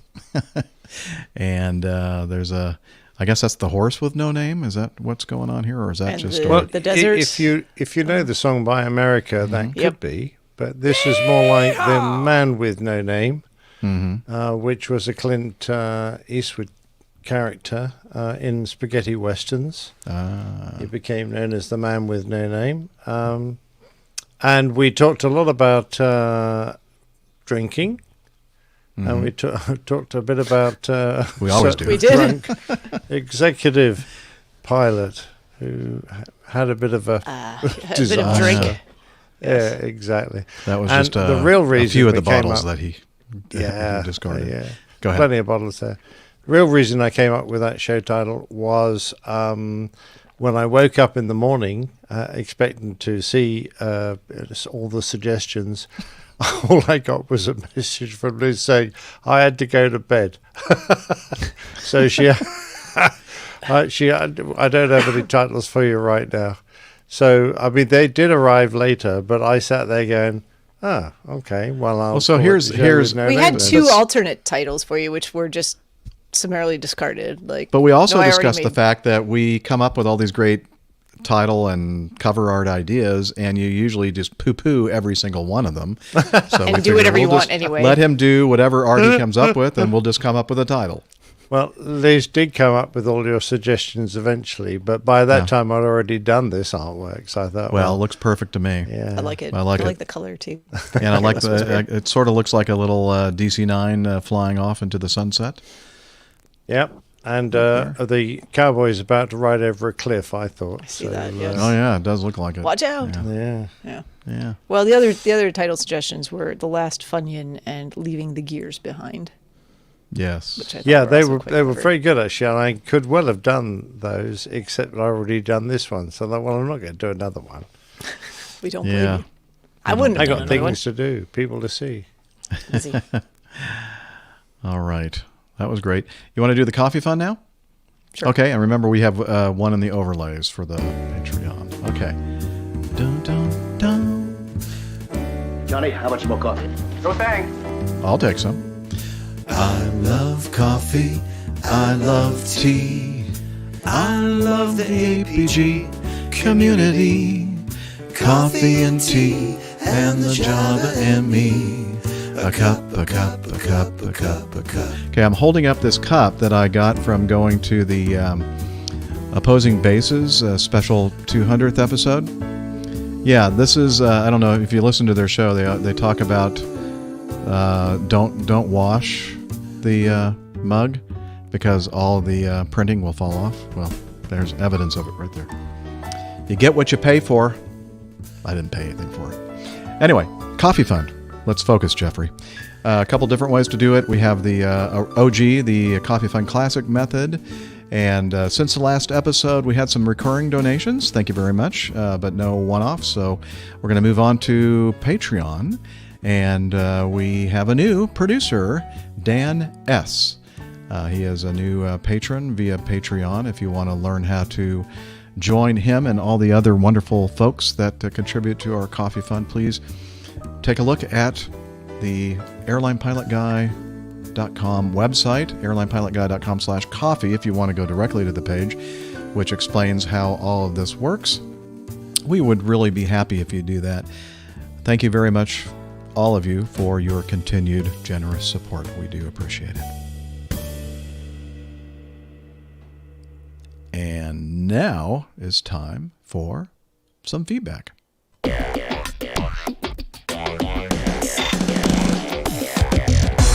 Captain, incoming message. All right.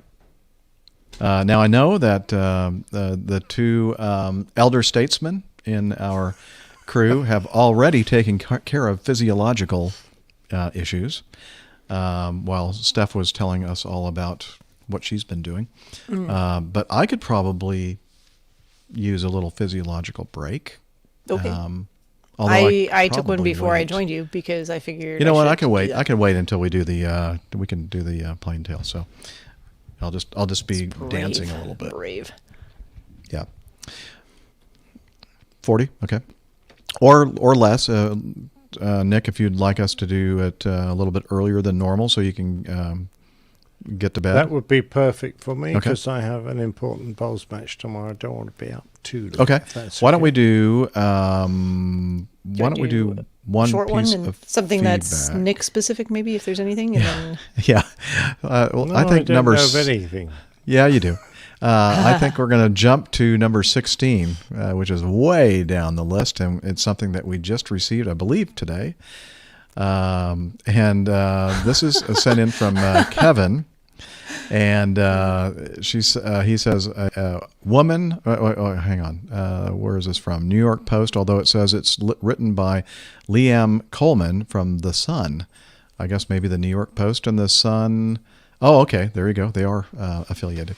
The headline is "Woman Sexually Attracted to Planes Wants to Marry a Toy Boeing." But, Yeah. Oh yes, Kevin says that he really wants to hear Captain Nick's reaction to this article. Now, those of you who have been listening to our show for a while will remember that we kind of covered an article very similar to this back in, I think it was August of 2020, not that long ago. Another German woman. I don't know what's going on with the German females. Can we say that? Female? Gender? Is that something I can get say? your or not? pronouns correct. Pronouns. Anyway, so let me tell you about Sarah Rodo. There's a picture of her holding her 737, her boyfriend. A woman in love with a plane insists her desire is not a flight of fancy. Oh, that's cute. I like that. Clever writing. Yeah, she flies on the aircraft as often as possible and has 50 replica models of the plane at home. Sarah calls the Boeing Dickie and hopes to wed one day, even though it is illegal in Germany. The Dortmund resident identifies as objectum sexual, meaning that she is sexually attracted to inanimate objects. I mean, who isn't? She said past romances with men didn't get her flying high. Well, maybe it was the choice of man. I don't know. She's also been in love with a train. Wow. I love everything about Dickie. So she's not even faithful to airplanes or trains. No. I know. That's a bit of a She's worry. All over the place. multi-objectum sexual. Showtime. It's called plural. Is plural. Something. She's not a monogamous, not an No. inanimate monogamous relation. No, it's not easy for me to say, Liz. But here's what she said. I love everything about him, particularly his face, wings, and engine. They're so sexy to me. What part of the airplane is the face? For the fuselage or the cockpit area, of course. Oh, okay. Right? I suppose. Yeah, where the eyes are. Yeah. And the nose. And the nose, yeah. That would be more obvious, actually. Thank you. So she hopes to wed her Boeing Dickie someday. And have you shown any images yet, Liz? Okay, well, here we go. Let's see what we have. Okay, sure. Take your time. All right. Aw, look, a nice little cuddle in her bed. Speaking of, that's a a bit very, raunchy. very racy. That airplane has no clothes on. No, naked. and pretty much she doesn't either. She's in her lingerie. And then here's another picture of her cuddling her dickie and her airplane. And yeah, so I don't know, Nick. So Kevin is wondering what you have to say about this. Well, there's a famous Boeing saying, if it ain't Boeing, I ain't coming. So I think that probably applies. I don't think that's quite right. Are you sure? I seem to think that Dickie would approve of that. Well, I do have some audio from one of the intimate encounters.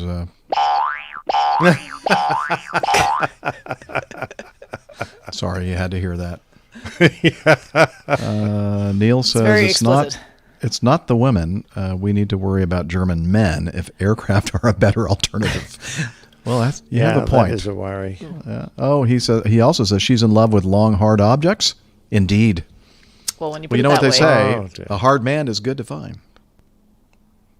I haul boxes, of course. I think we're mixing up our sayings here. Does she like firewall thrust?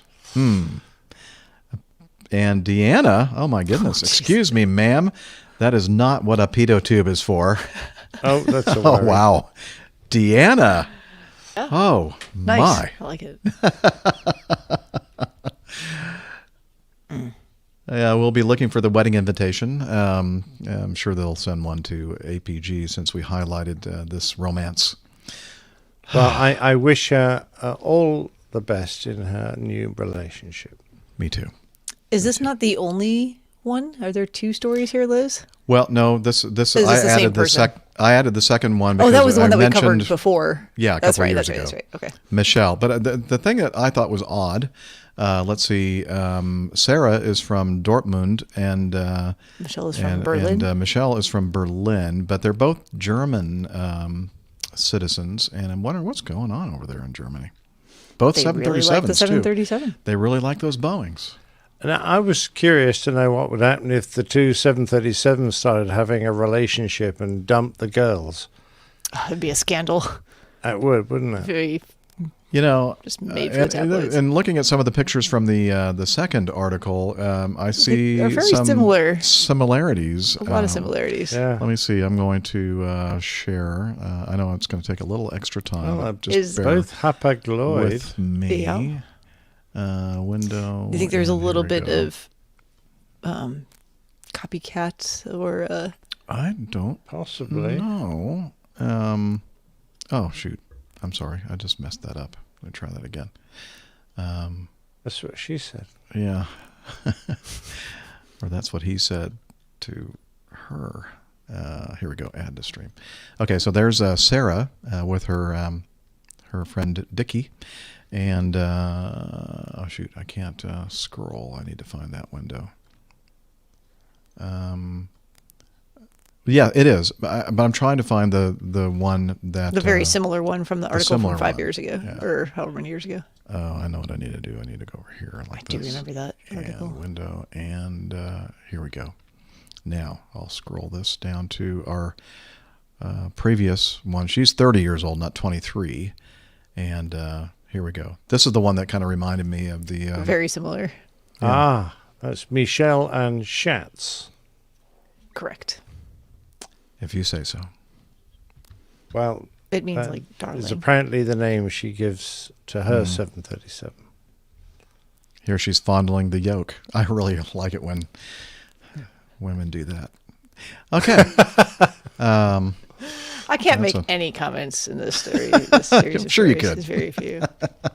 Nope. I'm just going to let you guys go. Okay, probably best. I'm just bemused, but there you go. I'm with you, Nick. Yeah. Thank you, Kevin, for that, I guess. And thank you very much for making me sit around and endure that. You're welcome. You're welcome. Yes, I mean, it wasn't our fault. It was Kevin's. Yeah. Okay. All right. Now, I have not listened. I have to admit, I have not listened to your plaintail for this week, but all I can think about is... Nice beaver. I knew that was coming. That's what she said. This week's plaintail from the old pilot is entitled the Eager Beavers. Take it away, old pilot. The old pilot's plain tales. The Eager Beavers. It was an unpopular aircraft because, well, when you're flying in the Second World War, a lot of aircrew were superstitious. They were renowned for carrying lucky charms, doing things a certain way, and never daring to change the habit because it worked for them last time. Some wouldn't wash their lucky socks or underwear, to the dismay of their flying companions, but luckily at high altitude everyone was on oxygen. This machine was a B-17 nicknamed Old 666, taken from the last 3 digits of its tail number, 412666. Any damage done during missions, and there was quite a bit over the years, just strengthened the feelings that this was an unlucky ship. That was until a remarkable pilot and his loyal crew came along. J. Zima was initially commissioned into the Infantry Reserve, but he always had a dream of flying, so he transferred into the Army Air Corps. He desperately wanted to become a pilot, and he partially fulfilled that dream, except he didn't pass the flying test that would qualify him for the pilot's seat. Instead, he ended up stuck as a co-pilot on Marauders. He went along with it, he had little alternative, and after flying on anti-submarine and reconnaissance patrols off the west coast of California, he was deployed to Australia. But he was still assessed as having issues with slow reaction times and a lack of aggressiveness on the controls. Promoted to lieutenant, he applied for a transfer to the 43rd Bombardment Unit in a little Australian town called Torrens Creek in Queensland. There was little to be said of this small settlement.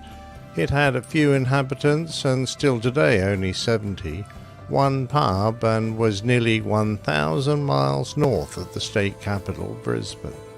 J. Zima was assigned to the 403rd Squadron and onto the B-17. Unqualified on the Flying Fortress, he had to act as the squadron errand boy before he could even scrounge flights as a substitute co-pilot or navigator. He did well when, on one trip, he had to take over from the first pilot and carry on with the mission. His coolness under fire earned him the Silver Star for his actions, and also served as his first pilot checkout. Zima was considered a bit of a renegade, and he began to gather a like-minded crew around him who reflected his no-nonsense attitude, but this didn't stop them from being a highly effective band of fighting men. Jay was the sort of man who hung around operations looking for opportunities to fly on every mission that came available, until he and his crew were nicknamed the Eager Beavers. In his spare time, he put his crew through their paces with extra practice, like shooting at logs in the water, stripping and reassembling the big guns blindfolded, and learning the duties of other crew members so that they could take over should someone be injured. Pretty soon, this kind of leadership began to sort the chaff from the wheat, as those who found the extra training too arduous moved elsewhere. Pretty soon, Zima and his friend Joe Sarnowski felt that they had the makings of a good crew, men who were capable and keen to fight. Their expectations were proved right, and to a man they were practical and easygoing, not brash, which fitted in well with their leader. Zima's instincts proved correct, and on one of their first missions together they sank an 8,000-ton Japanese transport ship, an auspicious start which won all the crew air medals and did much to solidify their confidence in each other. They deployed to Port Moresby in New Guinea, where their progress was interrupted by a major Japanese bombing raid on their base at Milne Bay that destroyed a number of their precious supply of aircraft. Thanks to that and the sickness that had been ravaging the squadron since it moved to Malaria Bay, they were moved away from the combat zone back to Australia. Back in civilization, the men got away from tents, away from air raids and sickness, food from barrels, showers under oil drums, insects and rats. Some got to Sydney and the beach. By the time their leave was over, they were rejuvenated. Jay was now the squadron executive officer, and he was looking for an aircraft that the eager beavers could call their own. He found it in a corner of the airfield, old 666.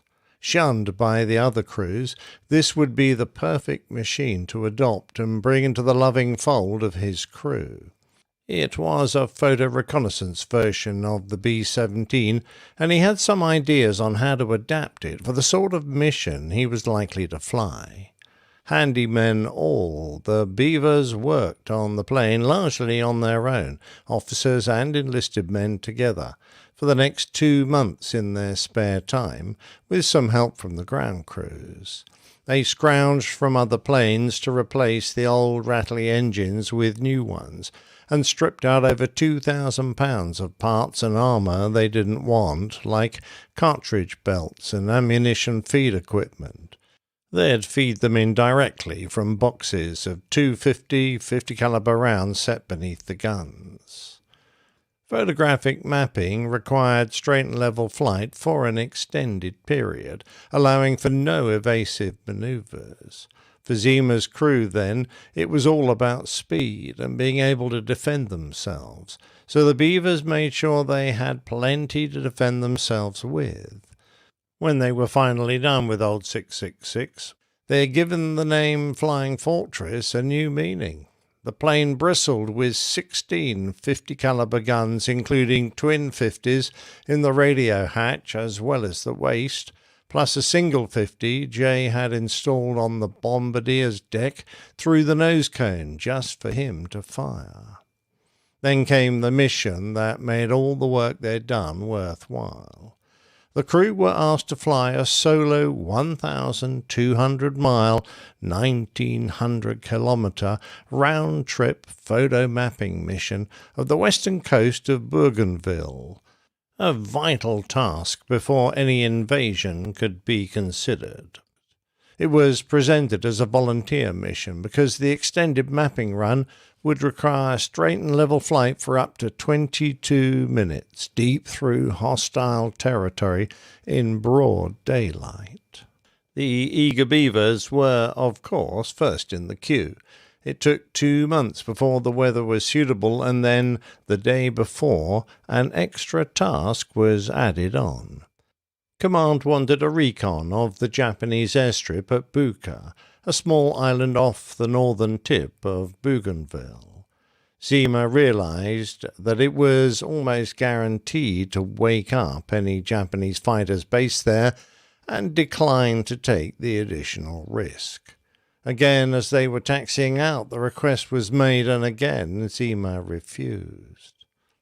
He was still intent on ignoring the order when he set the Flying Fortress to head north by northeast shortly after 4 a.m. the next morning. It struck him, not for the first time, how difficult it was to target even familiar islands over dark stretches of the featureless Pacific Ocean. Every one of his crew recognized the importance of this mission as the next step to the Southwest Pacific campaign, yet flying over so great an expanse made them feel lonely and small. 3 hours later, a thin sliver of sun appeared in the east just as Bougainville's coastline came into view, a finger of land surrounded by glistening dark waters. Zima looked at his watch. 30 minutes ahead of schedule. It would still be another 30 to 45 minutes before the light would be strong enough to provide the proper exposure for the camera's infrared filters. He mulled his options over in his mind and thought again at Command's extra request, the recce of the airstrip. It niggled him that he had had to refuse. He turned on the intercom and spoke to his crew, laying out their options. He could turn old 666 northwest and kill the extra time out over the Solomon Sea, safe. or he could set a course due north and arrive over Buka Passage just as the sun was high enough to photograph the Japanese airfield before heading on to their main objective. As top turret gunner Johnny Abel later explained, "We thought so much of Captain Zima and had such trust in him and his ability that we didn't give a damn where we went, just so long as he wanted to go there. Anything okay by him was okay by us." Or, as Zima interpreted the collective response from his crew that morning, "Oh, what the hell, let's take their goddamn reconnaissance photos. We've done it before." Zima lined up old 666 and ran over the airfield at 25,000 feet. In the back, the cameras were whirring away, capturing images of the ground below. He judged that, at his best speed, by the time the Japanese got airborne and climbed up to his altitude, he would be safely past. His belly gunner, Dillman, broke the bad news. They had already been spotted, and the fighters below were starting their engines. It took a long minute before they could turn and line up for their run down the coast. As they did, Zima got the word that about 20 fighters had been taking off below them. He wiped his brow and held the B-17 on course, the camera's intervalometer ticking away in the cockpit. The tail gunner reported seeing more fighters getting airborne from Bougainville's main airfield when Zima spotted the first wave of green Zeros climbing and circling around old 666 before closing in and then swerving away as the B-17's formidable firepower drove them off. They circled around to make a frontal attack where the bomber was most vulnerable. The vibration and noise from the cannons in the aircraft was deafening, and a Zero span away, but then a Japanese 20mm shell burst through the nose, exploding in the cockpit. The force blew Sarnowski, the bombardier front gunner, back 15 feet, and Johnston, the navigator, off his chair. When he recovered, he grabbed Sarnowski and tried to treat his wounds, covering them with sulfur powder, but he had a rip in his neck and a big hole in his side. "I'm all right," Sarnowski managed to say. "Don't worry about me," as he crawled back to his guns, leaving a trail of blood from his wounds. Another Zero was coming, and Zima lined up the B-17 and fired the gun that they had mounted in the nose, and the top turret joined in, but they were hit again, with the instrument panel exploding in front of him, and his rudder bar was blown away from his feet as more control cables were cut. 4 cannon shells had entered the cockpit. The windshield was intact, but windows and the aircraft's skin on the left side had completely disappeared. When the shock wore off, Zima felt the fire of pain grow in his legs, which were sliced and burned like bacon, whilst his left leg was broken. His arms had been peppered by shrapnel, and an artery spurted with each beat of his heart. Beside him, his co-pilot, who had slumped over, lifted his head and groaned. The intercom had failed, plus the oxygen and hydraulic systems had been hit, so Zima told him to crawl back and get a damage report.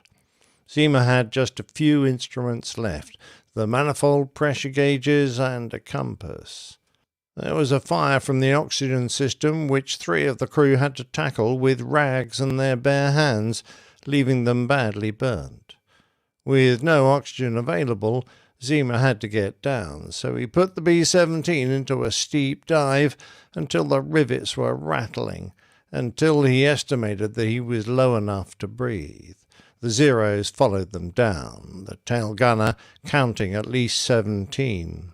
The fighters swung in at an alarming rate and riddled the fuselage with machine gun fire, flashing past so close that they almost hit them, but again and again they fought them off. In the front, Zima's hands were bloody and kept slipping from the controls, and his legs felt numb in the icy wind. His co-pilot was treating the other injured crew and kept coming back to plead with Zima to let him treat his wounds, but he refused, even though his boots had filled up with blood. After 40 minutes of attacks, the Japanese fighters, low on fuel and ammunition, eventually began to peel away, and the eager beavers began their long return journey. Zima considered his options. He could ditch, but the boys needed medical care, and he was desperate to bring the precious film that had cost them so much back home. Even if he could keep old 666 flying for another 4 hours, he could never be able to clear the Owen Stanley mountain range that lay between him and their base. Their only hope was a grass strip in the jungle at Dobadura, 90 miles east of Port Moresby. Behind him in the fuselage it was a carnage of spent ammunition cases, burnt-out barrels, blood and bandages.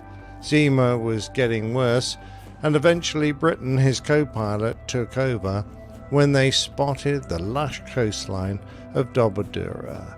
The airfield was only 25 miles away. He lined the crippled B-17 up, and without flaps, as the palm trees and rickety old control tower flashed past, he knew he was coming in fast. They hit the dirt hard, bouncing 3 times. With no brakes, the end of the runway was coming up fast, so Britton dragged the control wheel over with all his strength, ground looping the B-17 as its left wing dug into the dirt. 8 hours after their departure, they were finally back in friendly arms as they were helped off the aircraft. Zima was falling in and out of consciousness, but finally strong hands lifted him out of his seat. Old 666 had done them proud, getting them home despite 5 cannon shell hits and 187 holes from the Zero's machine guns. Despite all the damage, only 4 of the crew were wounded, but sadly there was also 1 death, that of Joe Sarnowski. Zima awoke in a small field hospital where the doctors had removed nearly 150 pieces of shrapnel and various bits of old 666 from his legs, arms and torso. 14 days later, the invasion of Bougainville began. For their valor, the newly promoted Major J. Zima and Joe Sarnowski were awarded the Medal of Honor. The 7 other crewmen were each awarded the Distinguished Service Cross, the nation's 2nd highest military commendation for heroism. This gave old 666's crew the distinction of becoming and remaining the most highly decorated combat crew in American military service, having flown the most highly decorated single air mission.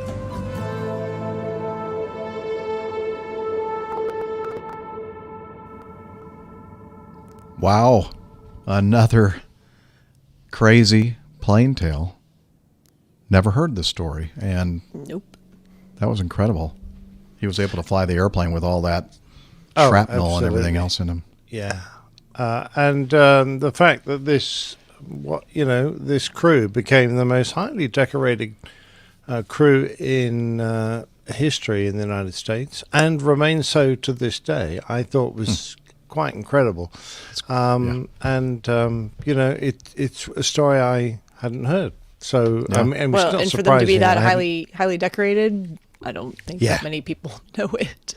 No, I know, and I thought it was a great story because these guys were rebels. I mean, the Zima, their pilot and their leader, was renowned for being insubordinate and just doing his own thing. And I think people despaired of him.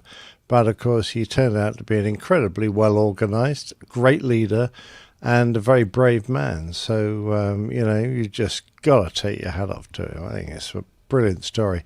So when I caught a hold of it, I thought, oh, this will make a good one. Old 666, huh?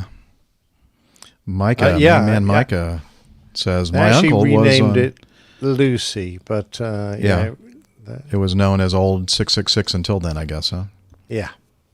Main Man Micah from our live audience says my uncle was on Bougainville. Oh, That's really? where he was wounded and pulled off the line. Oh, wow. Well, there you go. It's amazing how these things link up, isn't it? Because, I understand it was quite a battle to take that island. And these boys took an enormous risk. You sometimes don't know what goes on behind the story behind an invasion. And this is just one of many that risk their lives to get the information needed to be able to pull off that invasion. I did notice that several people in our live audience were suspicious about our choice of the feedback. The order in which they were. And the order in which we presented them. It was completely innocent, I promise. Yeah, it was just random. It was not planned. I mean, how could you plan for it? I didn't even know what the title of the plain tale was until it came up. So that's right. But we all like an eager beaver, that's for sure. That is absolutely true. All right. Yeah.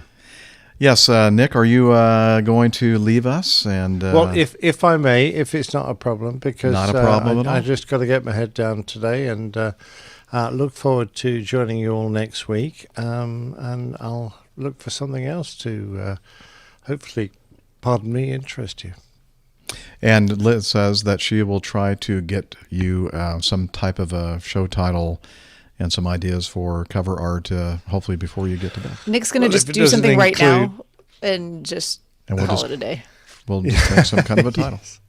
Yes, if it doesn't include a very happy-looking beaver, I'll be a bit disappointed. Well, I'm thinking that's probably going to be at the top of the list. But all right. Yeah, well, absolutely. All right, guys, I'll catch you next week. Really enjoyed that one. Thank you. Sleep well. Thanks. All the best. Yes. Crush it at bowls Bye. tomorrow. Yeah. Cheers. Have a good one. See ya. Bye. Yeah. Oh, yeah. When I don't know if you were listening, Steph, when we were talking about news item 1C, which involved a Terra Air de Havilland DHC-6300 Twin Otter, and they ended up crashing into the side of a mountain. And we were just thinking, we know somebody, and somebody even in our live audience said, well, it's too bad we don't have a Twin Otter expert with us on the show right now, but there's a picture of the crash scene, and apparently some of the mountain tops were kind of obscured by cloud, and it looks like controlled flight into terrain to me. Yeah, it's not an aircraft-specific issue. And we were talking about the fact, Nick was saying, if you're in a fighter and you just pour the coals and you point the nose up and you get altitude very quickly and you don't have to worry about it. But I'm thinking, or I even mentioned that the Twin Otter probably doesn't have the same kind of performance. It doesn't have that kind of performance. It's kind of especially suited for this kind of terrain and kind of flying, right? Sure. Yeah. I mean, you can put it into a lot of tight locations, short takeoff and landing capabilities for sure, or relatively short takeoff and landing with decent payload. So it's good for getting into some of these mountainous locations. That's why they fly it in places like Papua New Guinea and stuff, where you have to kind of land basically on the side of the mountain in these short, unimproved fields with terrain all around. It's pretty good for that. All right. Well, I think now we can move to our feedback section again. And this has been in our feedback for at least 2, maybe 3 episodes, and we're finally getting to it, Jonathan. See, if you're going to send in feedback, just don't despair if we haven't gotten to it, because we are probably going to get to it maybe eventually. Maybe. Perhaps. There's a shot. So at least a 50% chance. Yeah, good one. Let's see. That should have a sound clip of that one, or a sound, whatever. Jonathan sent us this, as we just mentioned. Quite a near miss at MSP, Minneapolis-St. Paul, the Twin Cities Airport in Minnesota. And let's see, I think he sent this in on April 25th, so a little bit more than a month ago. It was the sort of weekend that might be best described as sporty here in MSP. Winds gusting into the upper 50s, lots of low clouds, often on rain, including some downpours. Not exactly ideal flying or spotting conditions. But as they say in show business, the show must go on. A local spotter got this video of a Delta A220 trying to make a landing on runway 22 at MSP, itself a retreat. Runway 422 is usually no down closed unless wind or other conditions necessitate its use. As you can see, the plane narrowly missed a tail strike and then narrowly missed a runway departure. Fortunately, things turned out fine. A go-around was performed, and a safe and eventual landing was made a few minutes later. Here are my questions for you based on what you can tell from the video and, of course, anything Jeff might have heard from fellow pilots at this Acme sister carrier. Yeah, I do want to show the video first. And so let me go over here. And I think it's this one right here. Yeah, okay, here we go. Here's a Delta 2289 coming in from DCA, Washington National, into Minneapolis, St. Paul. It's an A220-300, the little bigger version of the Airbus A220, NE C-Series, Bombardier CS300, I think. And it's coming in for landing on runway 22. You can tell it's being pushed around a little bit by the gusty winds. Sporty. Yeah, pretty sporty. Coming down. It's over the threshold. Now starting to flare. Oh, no, the nose goes forward really hard and then is arrested, and it comes down kind of hard on the main gear. And then wow. Oh, so close. Did you see how close that tail was to hitting the runway? Oh, yeah. I've watched this several times. Like, stopped it and paused it there to see, and it's... And what's interesting, I think, is I didn't realize this because I don't fly this airplane, but this airplane was designed with a system to help prevent tail strikes. And I think, as we watch this in slow motion, watch the elevator and the stabilizer back in the back as the nose starts coming up, and then the tail starts getting really close to the runway, and then right here, right there, it kind of moves up to force the nose down so that the tail doesn't hit the runway. So I think there's some kind of an active tail strike prevention system in the controls logic. I think that's pretty cool. And this is them coming back around for another go at it after they did a successful go around. And yes, Liz says that these folks did what the plane that had the hard landing in Exeter should have done, which is go around if things aren't looking right or are unstable. And here we go. We're coming in. This is looking much better. Maybe the winds have died down a little bit. Yeah, the sun's coming up out a little bit, and they're coming down. No bobbling, and a nice touchdown. Happy ending. Yeah. And not off the left side of the runway this time either. Did you notice that in the first one? They were very close to that left edge of the runway. Yeah, it was kind of close to the edge, that's for sure. All right, so let's go back to Evernote and look at his questions. Did the go-around cause the near runway excursion? Or is the near excursion simply baked in when the go-around was underway? It was just the way that the go-around was executed, I would say. Mm-hmm.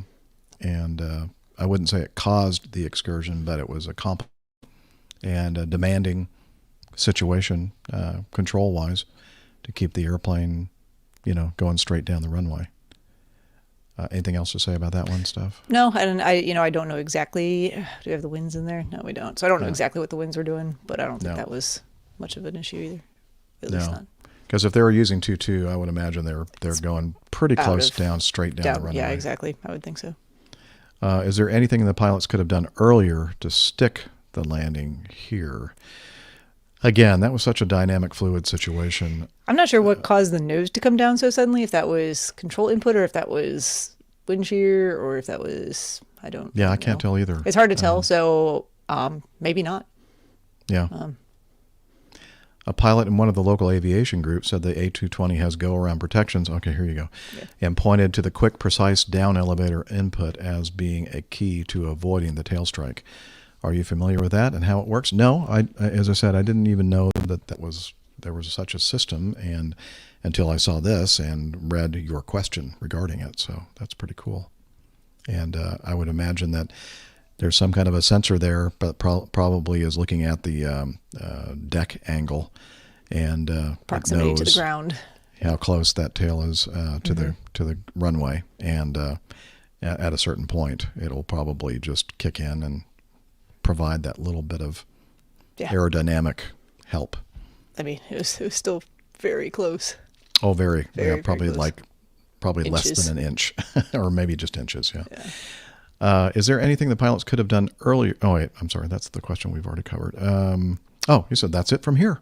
Hope everybody is well and keeps all tails in their proper orientation to the ground, which is to say, not making any contact with the pavement. Jonathan in Minneapolis. I know that my tail is in proper orientation to the ground at this moment while we're recording the show. I'm hanging upside down. No, just kidding. Are you? Well, the video shows like that to be a lie. Yes, it does. We have video evidence that you're lying. Liar. Yeah. Anyway, that was interesting. I'm glad we have that plane spotter video to see the close call there. But everything worked, and no issues with damage to the airplane or all that. Nope. Maybe some bruised ego in the pilots. Yeah, we can go back to our whole discussion about bad landings. Yeah. But in this case, went around, came back, good landing. Did the right thing. They good. went around. Yep. All right. Phil Timmer also sent this in a while back. You'll recall that Phil is a regional airline pilot flying the mighty CRJ series, Canada regional jet. And he took abuse from some of our crew and others regarding the CRJ 200. And then we were making some other comments about the 700 and 900 series. And he decided he needed to do a little bit more defending here. So we're gonna play this audio feedback from Phil. Hey, APG crew. Phil Timmer here. I'm a CRJ 200, 700, and 900 captain at a U.S. regional airline. I recently left some audio feedback in defense of the CRJ 200 that I think was so convincing that both Nick C. and Steph now consider to be their favorite aircraft. That said, I was recently on a deadhead on the CRJ 900, on which I heard several passengers mocking the aircraft for being small. At 120 feet long, it's longer than a 737-700, so I struggle to understand the mentality that it's considered a small aircraft. I understand that this might be owed to its small cabin width, and that heavy pilots like Captains Nick and Rick probably consider anything smaller than a 767 to be a light twin, but I still can't wrap my head around the perception of the CRJ 900 being considered a small aircraft. You certainly wouldn't accuse a 120-foot yacht of being small. I'm likely being needlessly salty and defensive of my aircraft, but I still wanted to hear the APG crew's input on the matter. Cold IPAs, tailwinds, and all the rest. Take care. All right, Phil. Well, Steph, obviously, your comments obviously hit a nerve. So I can't remember exactly. I mean, certainly the 200 has its own issues. I have issues with it, and we've discussed those, and I will leave those behind because this was more about the 900. I like the 900. I think it's quite spacious. It's got big windows. They're not down around my waist. I can see out of them appropriately. I don't ever feel crammed or cramped into a CRJ 900. And even the 700, I think, is a reasonable size. It's really just the 200 that I have an issue with. I don't mind flying on the 700 or 900. But I think it is the cabin width diameter that people see and react to when they get on the airplane. And, remember that most passengers aren't paying any attention to what sort of aircraft they're actually going to be getting onto when they show up to take a trip somewhere. So it's often a surprise to them that, I have to go down to, let's just use Charlotte as an example, the E-gates, where it's all CRJs 200s, 700s, 900s, and sometimes the Embraer 145s are down there. And then they go, oh, I have to fly on a small plane. And that doesn't matter which of the small planes it is. They've already decided that it's a small airplane and that they're going to be uncomfortable and miserable. And they've set that expectation, and then they run from there. To be honest, the 900 is not that much smaller than the little airplane that I'm flying now, which is the smallest airplane I've ever flown in the airlines, the Boeing 717, or McDonnell Douglas MD-95, more accurately, which is basically the identical size of a DC-9-30. And I think that the fuselage width of the DC-9 is kind of narrow compared to the Airbuses and the Boeings, etc. But I didn't want to tell you, but I've been on a 717 or a MD-95 and heard passengers complain about the small size of the airplane. Mm-hmm. Oh, we're on a little plane today. Oh, we're on a little plane today is usually how it goes. And I'm like, you have no idea. That's like, okay. You want to get on a little airplane? I'll take you for a ride in an airplane. It's not the size of the airplane. It's I don't know what else to say. But, yeah. And we don't, we pilots really aren't as affected by all these things as passengers are. I mean, we get a little taste of it when we're deadheading on our own little airplanes and kind of can understand, the complaints. Yeah, well, you're right, Liz. She said, you don't really like being a passenger, period. I said, well, that's true. I don't. I've kind of gotten accustomed to having my seat always available for me. And yes. I had a very spacious 182 flight in the back of the 182 the other day. Oh, did we were you? doing some hop and pop. Someone was doing coaching, canopy coaching, and I just rode along for the ride to altitude to jump out of the airplane. But at one point, there were only two of us on there and the pilot, so that's spacious. I sat in the very back, had my feet forward, up against the fuselage, and took a nap. Nice. And they said, hey, now you got to jump out. Oh, okay. I'll get out. Yeah, but make sure you're awake before you jump. Well, awake enough.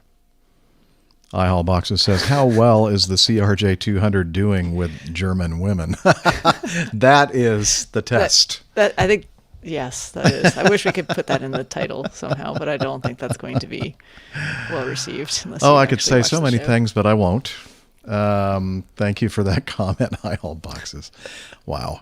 Yeah, so Phil, just slough it off. Just let it roll down the back. Who cares? I still don't care for the CRJ 200, and I never will. It's okay. I think the biggest improvement they made was the fact they adjusted the height of the seats so that you didn't feel like you were an adult sitting in a preschool desk or something. Like you're having to kind of really duck down to see out the window. But fine airplanes made in Canada. How could they not? All right. Let's move on to some feedback from Robert in Tucker, Georgia. And he said, this popped up after checking your recent episode, so I thought I would share it. It's a YouTube video, and it's a Pan Am training video. And I think it's a training video to show how the stewardesses at that time, I guess, how to deal with situations where they might be kind of a stressful situation and how to handle that. And so I'm going to go over here and play. Hopefully I got this one right. The Smoker. So what should we do first when we get to London? Well, I think the first thing we should do is go to Harrod's sale. Are they having their sale this week? Absolutely. First week in January, we're really in, right time for it. Oh, wonderful. And they have, the best thing they have are the furs are on sale. The most incredible fur collection you've ever seen. Excuse me. Perhaps you didn't realize, but this is a no smoking zone, and I'll have to ask you to put the cigarette out. Oh, I'll just be a minute, actually. I mean, I realize it's no smoking, but it'll just be a minute. Well, it is a no smoking zone, and we don't allow cigarette smoking here, and I have to ask you to put it out. I'm sorry. There's really nothing I can do. We have regulations that we have to enforce. Oh, it's not bothering me. I don't care. Oh, that may be fine, but it may be bothering the other people around you. I have seats in the back. I'll be more than happy to try and move you. Well, actually, it's not necessary because there's a seat right here for me. Oh, that's all well and good, but the smoking zone is right back here, active row 47. Now, if you'd like, I'll take you back and we can find another seat. Actually, I but have in the a seat meantime, back I have there. to ask you to put the cigarette out. Mrs. Rita, why do you have to be so nitpicky? I have to ask you to put the cigarette out now. This is a no smoking zone. Do you believe this? I don't believe it. Really, it's not bothering Please us all. put the cigarette out. Thank you. She puts the cigarette out. How rude that was. How rude. Can you believe it? Customer here. I'm just thinking of the scene in Airplane where the ticket agent asks if he wants smoking or non-smoking. He says smoking, and he gets the ticket that's smoking. Yeah. You know what? Then they played. I can't play this one on the show, but what the flight attendant wanted to say was, "Put the cigarette out, biatch." Can you imagine now, though? No, it's not bothering anybody. Everyone would be like, not it's bothering anybody. all of us, actually. Yeah, like everybody within 20 feet of where you're like sitting a right whole now. Airplane. There's another version of it, another situation, an alternate, same cast of characters, the same lady smoking, and kind of a different way to handle the situation, etc. So they're always fun to watch these training videos, and then, as you said, nowadays is like, what? They're smoking on an airplane? What? Are you kidding me? Anyway, and he also sent in another training video that we're not going to play, but we'll have in our show notes should you want to watch it. It's another Pan Am training video, basically talking about shop talk and about how we shouldn't talk shop talk around passengers and making comments about other passengers and what idiots they are for doing the stupid things they're doing. And I'm thinking to myself as I was watching that one, I probably need to watch this video. I think I may have actually said some things on a PA that was a little bit I shouldn't have said. Insensitive. Yeah, a little maybe. Or heartfelt, perhaps. Yeah. Yeah, I meant to say definitely that. Heartfelt. Yeah. Yeah. So thank you, Robert, for that. And again, both of these video links will Michael be in the wants to know if show I'm notes. old enough to have been on an aircraft with a smoking section. And to be honest, I'm not sure.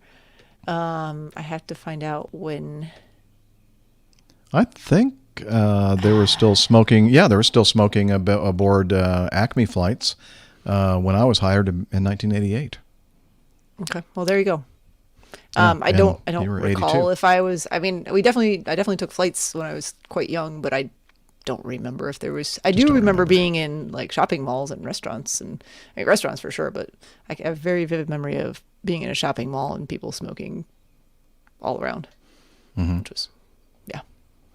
And nowadays, when you go somewhere and like they allow smoking, like in a bar or whatever, you just, I mean, it's just, what is that? I've only It's been like into so one bar obvious. recently where smoking was happening, and it's definitely not supposed to happen, but it wasn't.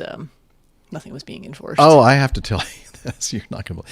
I had to get fuel or gas in North Carolina when I was up near Weaverville, and this lady was out smoking there at the pump. She was working. Please tell she me she was works smoking at the place. Yeah, she's like with the trash can right next to, like within a foot and a half of these pumps, with a cigarette hanging out of her mouth. So like not Lit. even secured well. No. And I'm thinking, Probably right oh my next to a gosh. big no smoking sign, fire risk, all that. What is she doing? She's smoking a cigarette, like right she's next always to a done it. gasoline pump. Oh, man. I would have gone somewhere else for gas. I actually moved. I went to the other side of the. I just want to be farther away from the inevitable inferno. Yeah. Crazy. Anyway, that blew me away. I'm thinking, oh, I should not be smelling this. Thankfully, it didn't actually blow you away. No, it did not. Yeah, actually blow me away. All right, continue with Sean. He sent us in this piece of feedback, and he said, and you thought getting hit with a laser is bad. Someone shot a Cessna 172 in Massachusetts. Jeez. And I have some video to go along with that. Here we go. Local news. Antoinette, terrifying moments for that student pilot and instructor who were about 500 feet up in the air when the pilot reported the plane he was operating was hit by a bullet. This is all according to the plane's co-owner, who spoke with News Center 5, who says when the plane landed here at the Gardner Airport, it was leaking fuel, and after removing the fuel tank, a maintenance crew found a bullet and called police. That bullet hole on the wing of the Cessna 172, just a few feet from where the pilot was sitting. That's the bullet hole right there. If the angle was just a little bit lower, there's a pilot sitting right there, would have been dead. Now, the FAA and NTSB have decided this incident does not fall under their jurisdiction, so Templeton police are investigating, with state police offering assistance. We're live in Gardner this morning. Matt Reed, WCVB News Center 5. Already, Matt. Oh. That's a good news story there. Okay. Some scary music. Yeah. So what do you think, Steph? Has this ever happened terrifying. to you? No, thank goodness, no. Yeah, I don't know. There's cowboys out here. Oh yeah, standing out at the end of the runway, Yeehaw. pointing, shooting straight up. Yeah, I'm kind of sad that Nick wasn't here to kind of give us one of the old yeehaws. Here we go. Yeehaw! Bunch of cowboys shooting at airplanes. Big metal birds. Terrifying. Truly. Yeah. Yeah. Did you see that one shot where it was like the fuel was still streaming down and puddling underneath it? I was like, dang. Yeah. Anybody got a smoke? Another fire risk. Yeah. Anybody got a light? Okay. Well, thank you, good. Sean. Not good. Please don't shoot at airplanes. Don't shoot lasers at airplanes. Don't point anything at airplanes. Actually, just don't. What's wrong with you people? Come on. No idea. And this is Massachusetts, where they don't have a heck of a lot of cowboys. Yeah, and tighter gun control laws, I think. I could be wrong. Let's see. It's unclear whether someone with a gun just happened to hit the plane or if someone was aiming at it. Whoever did this is an idiot. This is, I think, the representative from, the co-owner of the plane, Dominic Scalera. He said, whoever did this is an idiot. It's pretty simple. You do not, if you know gun safety at all, you do not shoot at an animal unless you have a license and are going to eat it. And you do not randomly shoot a gun. You shoot at a target. Maybe the airplane was a target. That's the safe way to handle a gun, and this is not safe. Yeah. Well, hopefully we can trace it back to whoever did it and make sure that never happens again. Absolutely. Moving on. Item 7. This is feedback sent in from Brad Nunn. You'll remember, Steph. We got a chance to meet Brad in real life at our meetup a couple of weeks ago in Charlotte. And he said, I recently heard about this incident, even though it took place in 2020. I was wondering if the APG crew had covered this previously. We did not. If not, I thought it might be an interesting incident to discuss. And he says, I realize this video, which is very well done, is quite long. There are other articles on the web that discuss this you might be interested in. Again, this may have already been covered, and if so, disregard. This video link that he did send is from Mentor Pilot, which is an outstanding YouTube channel. And I'll just play just a little bit of the video. As you said, it's like more than a half hour long, so we can't play the video. And I'm sure that Mentor Pilot would really not appreciate if we did that. Mm-hmm. So I'll just play just the beginning of it, just as a teaser, and then we'll talk a little bit about this scenario after I play a little bit of that. And I'm hoping that this is the one. No, I don't think it is. Nope. That's the training Pan Am training video. An Airbus A350 Here we go. is on final approaching runway 25. Here, I'm going to start it over. And an Airbus A350 is on final approaching for runway 25 in Paris Orly Airport. The first officer is pilot flying, and he's just disconnected. Just to make it easier for my editing, I'm going to start it over this last time now at the proper volume level. An Airbus A350 is on final approaching for runway 25 in Paris Orly Airport. The first officer is pilot flying and he's just disconnected the autopilot, getting ready for a nice manual approach, when suddenly, from out of nowhere, this warning sounds in the cockpit. Go around, wind shear ahead. The captain immediately calls for a go-around, and initially the first officer responds to this, but very soon it becomes clear that something is not right, as things are starting to go very wrong inside of this cockpit. Stay tuned. Okay, again, that's a mentor pilot who does a very high quality, very professional YouTube podcast, I guess you'd call it.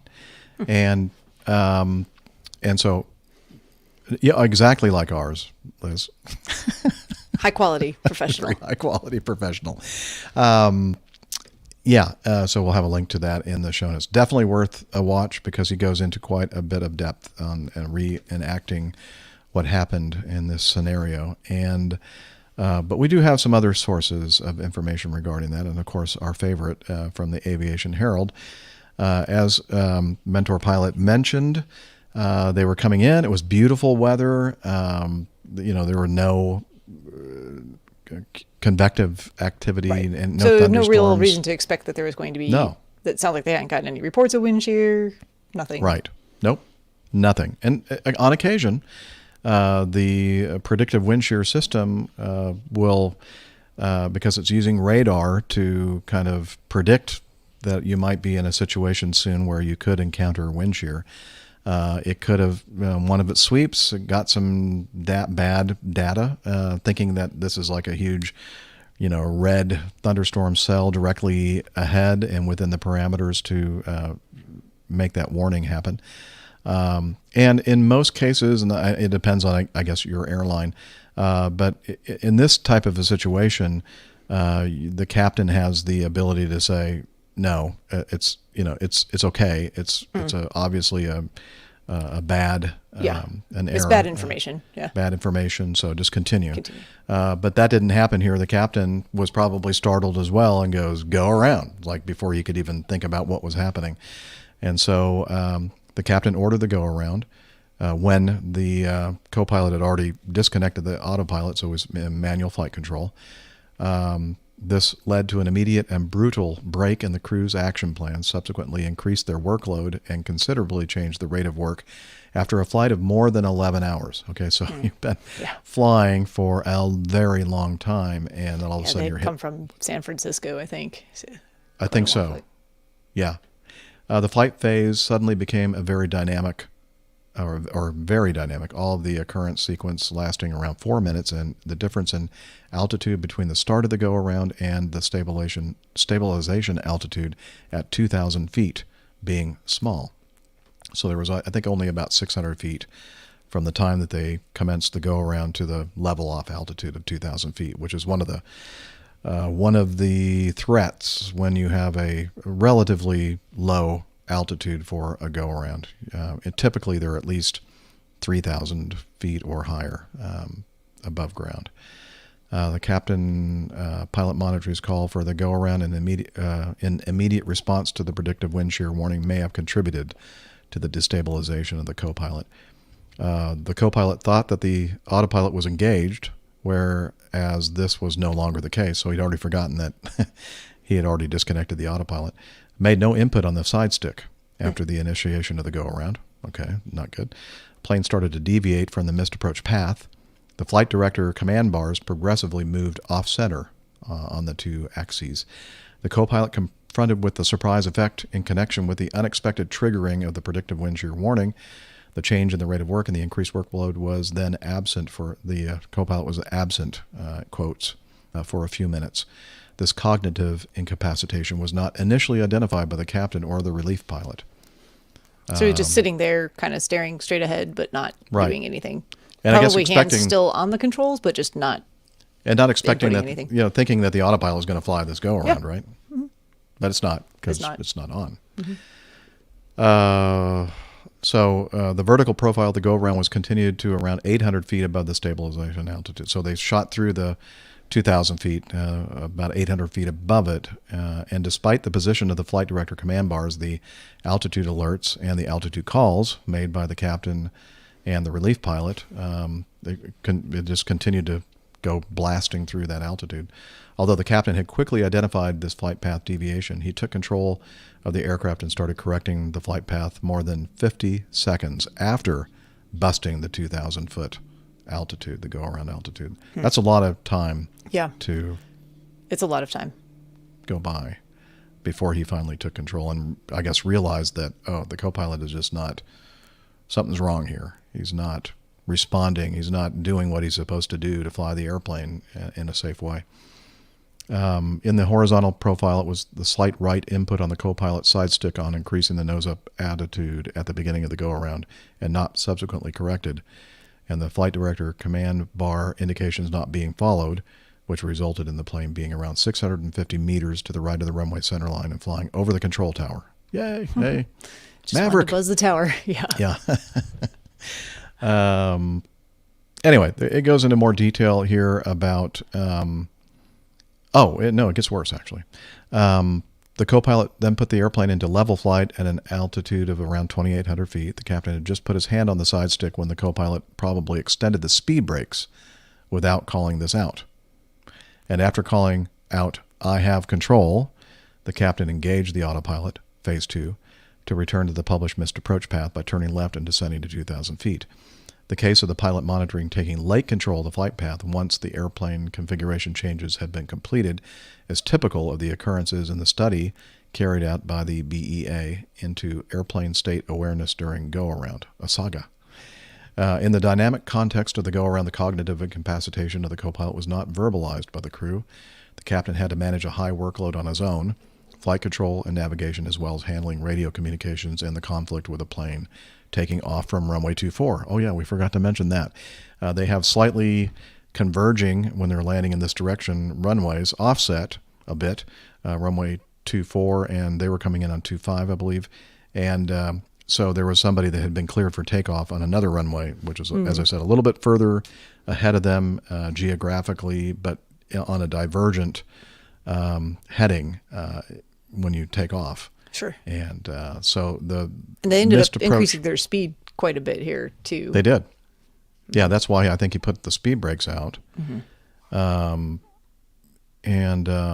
Let's see, the activation. The extension of the speed brakes, very probably commanded by the co-pilot, led to an increase in the VLS. Not sure. Where are I? And the activation of the low energy alert speed for the captain. This was the third disruptive element at the end of this flight, coming after the predictive wind shear warning and the co-pilot's incapacitation. The captain then returned to conventional manual flight control with the objective of increasing speed and stabilizing at 2,000. The lowest selectable speed, Liz is telling us that's what VLS says, or it stands for. So he temporarily put the thrust levers in the toga detent, which automatically caused the speed brakes to retract, disengaged the autopilot by his actions on the side stick, which also disengaged the flight directors due to the effective mode reversion. He continued the descent while monitoring the separation with the other airplane.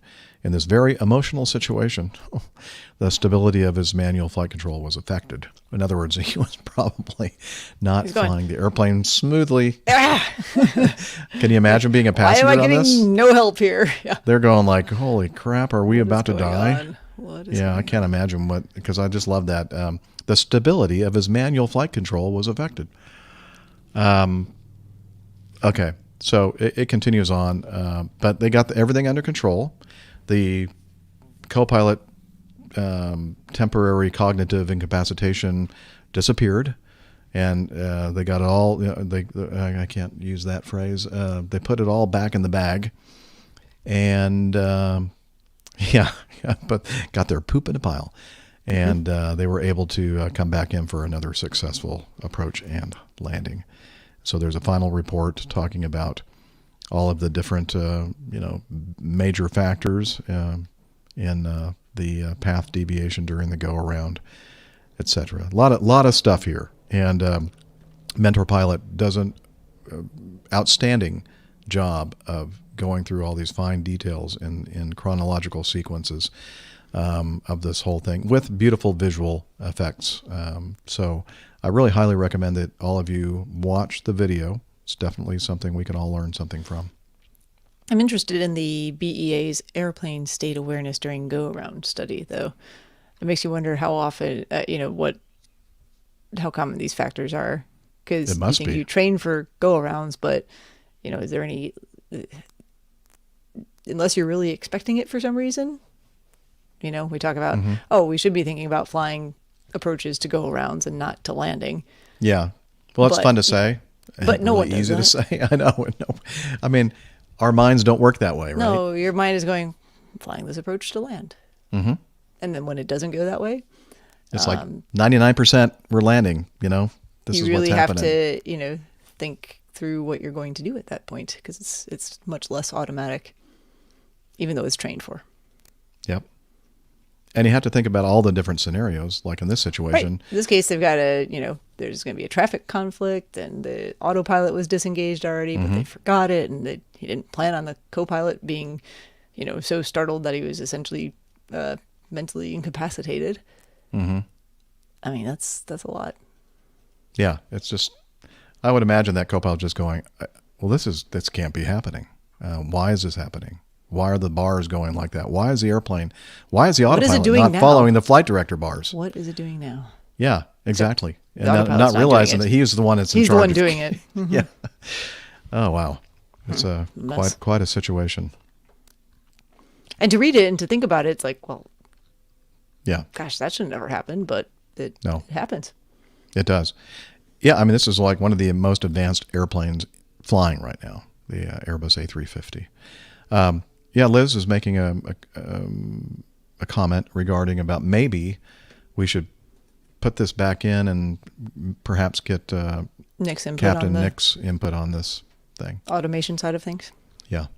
Airbus. Yeah, I think it's a good idea. All that stuff. Okay. We have approximately half hour remaining, and so we're going to jump to this is the point at which we start hopscotching all around and picking stuff that we think we want to do for this show, and then maybe setting aside some others for our follow-on shows. And this is number 12.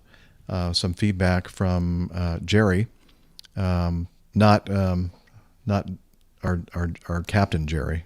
Unfortunately, we haven't heard from Captain Jerry in a long time. Yeah, we haven't. If you're listening, Captain Jerry, please send us some audio. We miss you. Anyway, Jerry asks ATC question and audio response. I'm sorry. He asks a question, and then we get some help from an expert. Hi, guys. Hope you're all keeping safe and well. As always, loving the show. I only started listening around a year ago, but it's fair to say that it's more than enough time to pick up the old APG syndrome. Oh, sorry. Mm-hmm. But hey, there's no use fighting a battle you won't win. True. Just embrace it. Yeah, just embrace it. But anyway, on to the feedback. It's really more of a question I hope you guys could provide some context around. Whilst listening to 521 and Chris talking about the approach situations that were referenced in 518, it got me thinking about something I've heard recently. I live not a million miles away from Glasgow Airport. Glasgow? Glasgow. I always say that wrong. It's a relatively busy field, but perhaps not quite as intense as Manchester, Gatwick, or Heathrow.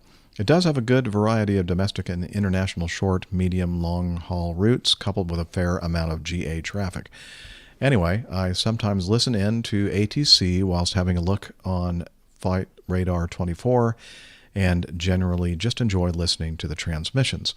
At peak times, delivery, ground, tower, approach controllers will all be online and passing aircraft through the various channels as their flight progresses.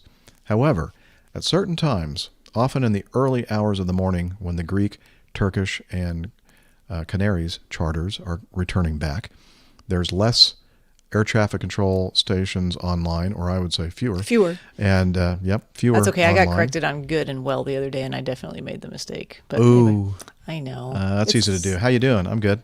Uh-huh. Well, I'm doing well. I'm doing good. And I was corrected by someone whose first language isn't English. Oh, that's even worse. English. I tell you what, I don't know what it is, but the less and fewer thing. Less and fewer. I yell. Can't unhear. Yeah. I hear it on the radio or the TV, and they'll say something about less passengers. I go fewer. Fewer. I just yell. I'm thinking, oh man, I'm getting to be an old curmudgeon, I think. Anyway, where were we? We were. I think I said you did good. Yeah. That sounds better than you did well. Yeah, you did good. Yeah. Hey, well, I mean, that's kind of a colloquial thing. Usage. Yeah. Okay. There are fewer ATC stations online or one controller covering 2 stations. So much so that you'll hear the approach controller then ask aircraft to then contact the same person on a different frequency once established. For example, quote, Tomjet 35 Charlie, fully established, 7 miles, runway 23. And then Tomjet 35 Charlie, thank you. Call me on tower now, 118.8. My question is, what's the reason for the switchover in frequency if it's only going to be the same aircraft talking to the same person on another frequency? Are there any differences in capabilities between the 2 frequencies? If not, would it not make more sense for an aircraft to stay on the 1 frequency right down to touchdown? Would love to get your views on this. Wishing you blue skies and tailwinds. Thanks, Jerry. And now, this is it's a good question. If you don't live in this world of flying and air traffic control communications and some of the oddities that occur, especially when they're working multiple frequencies. And we pilots have a... Okay, Captain Nick reached out to Adam Spink, our Heathrow Tower, or are we allowed to say that? A very large airport outside of London tower where the Queen lives. And so... She lives in the tower? I think so. Okay. Maybe. The Tower of London. Yes, the Tower of Heathrow, London is where Adam works. And he sent us back some audio feedback. So let's take a listen from Adam, the great Adam Spink. Hi everybody, it's Adam in the UK here.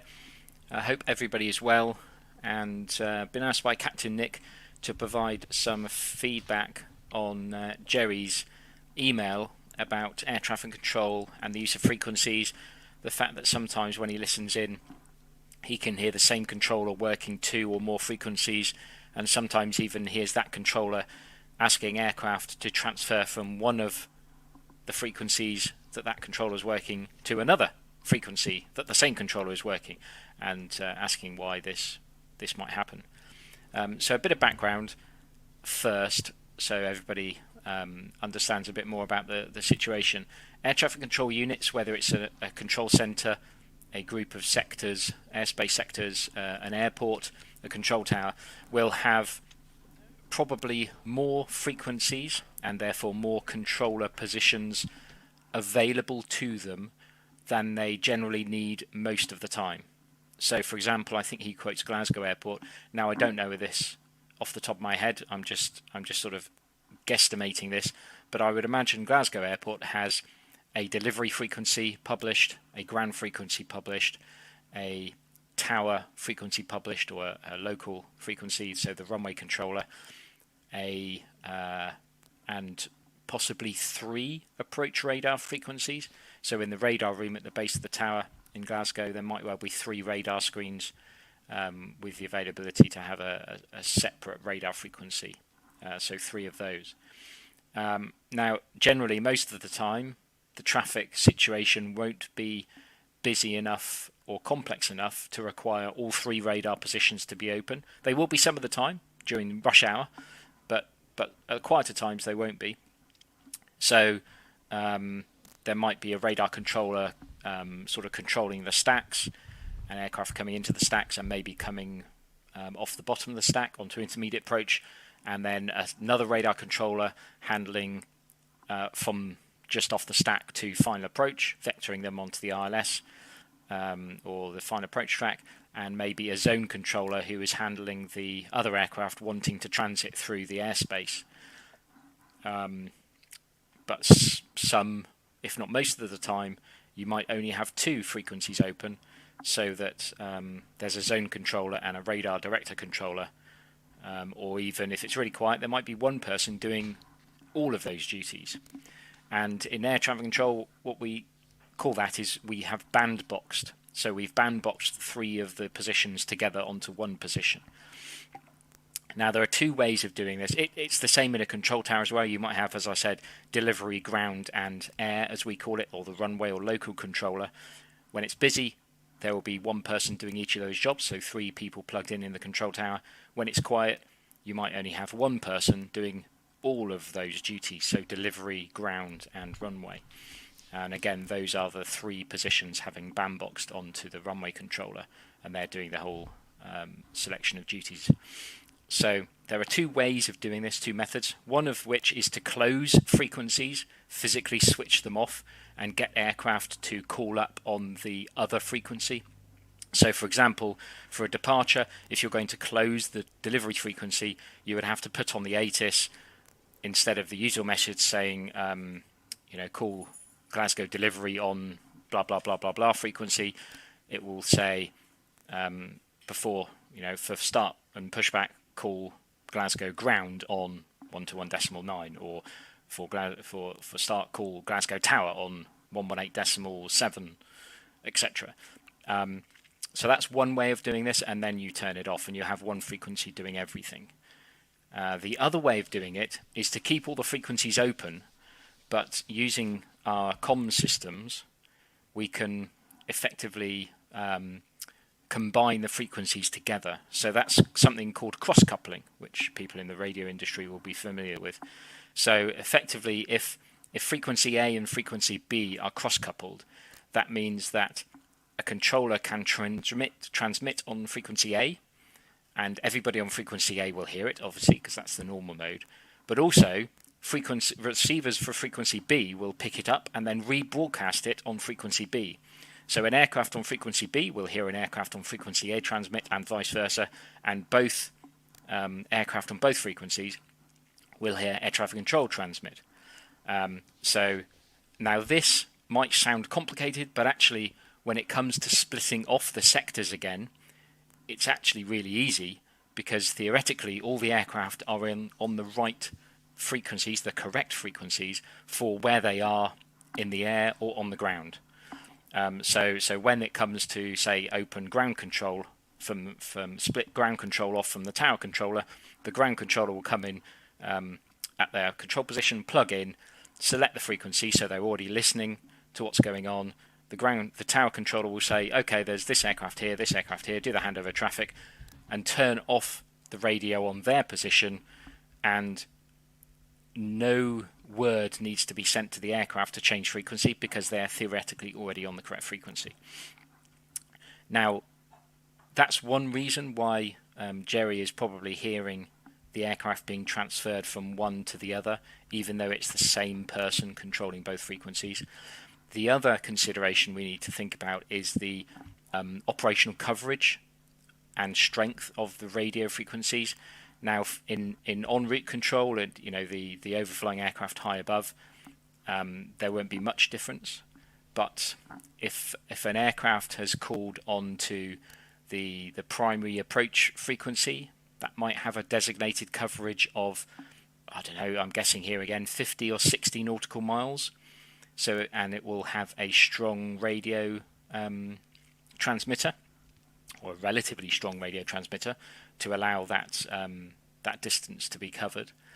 And the tower, or the number 2 director, so who's vectoring aircraft onto final approach, might have a relatively weaker radio transmitter. The transmitters might be in a different geographical location than the first frequency, and certainly that will be the case for the tower frequency, even though again it might be controlled by the same person.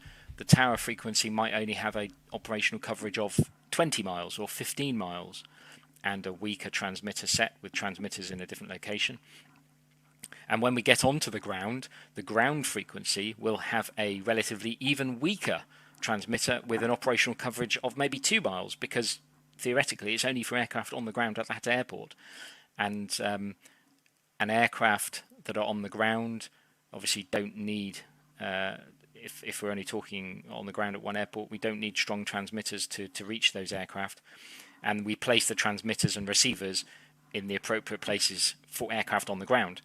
They might be masked by terrain of some airborne areas. If you're 40 miles away, 30 miles away, you might be behind some mountains when you're trying to get line of sight from a transmitter. So there are lots of considerations.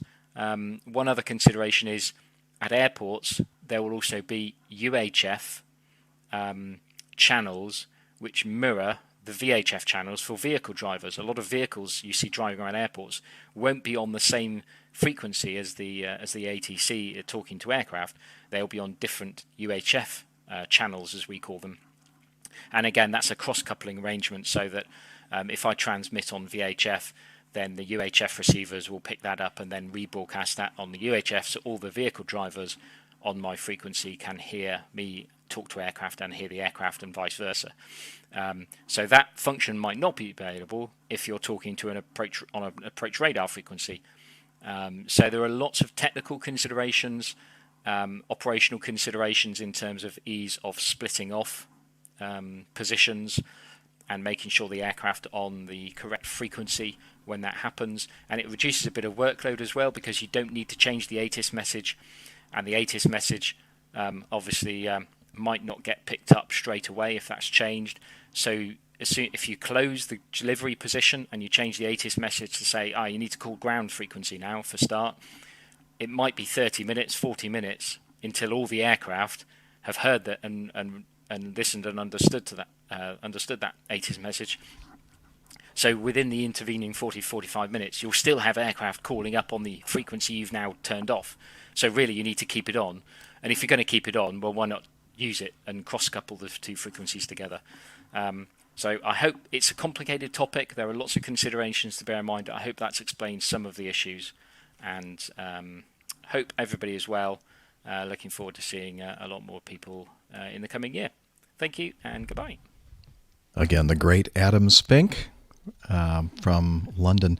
Now, I don't know, Steph, now correct me if I'm wrong here, but that whole cross-coupling rebroadcast on the other frequencies thing, I don't think I've ever experienced that. That doesn't happen much here. Over here in Cowboy Land. Yeehaw! But so here's the deal. It might. If it is, I don't know that it's happening, but no, because I don't think it is, because when and this usually happens, your experience is probably going to be different because you do a different type of flying than I do. But go ahead. But like early in the morning, and the traffic is really low, and like you're one of the first flights to start using ATC services when they've opened the tower at 6 o'clock local time. A lot of times they haven't combined to, and you'll hear this quite often though, they'll say, for clearance, contact ground control 121.9, because it's the same person working ground control. And so why have two different frequencies? But sometimes they don't do that, but it's clear you can hear ground control and the voice on that, and you can hear the clearance delivery frequency. It's the same voice.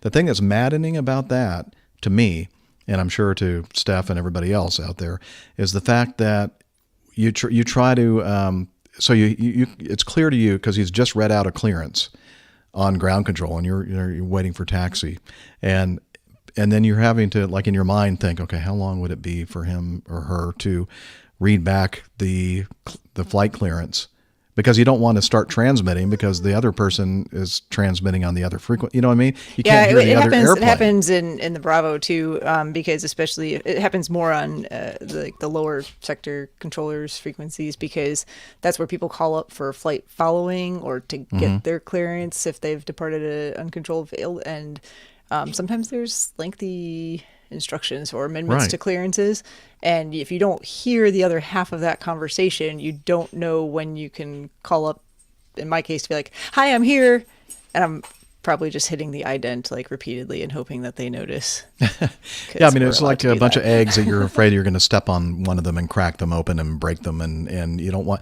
And I've heard controllers sometimes get really irritated, and I understand, because they're trying to handle all these different frequencies and different transmissions and everything else, and I'm thinking, well, generally they're really good, and it'll be a quick transmission, multiple calls, different frequencies, stand by, I will call you back, and then it'll be in turn one at a time, and then generally anyone else or did I miss anyone?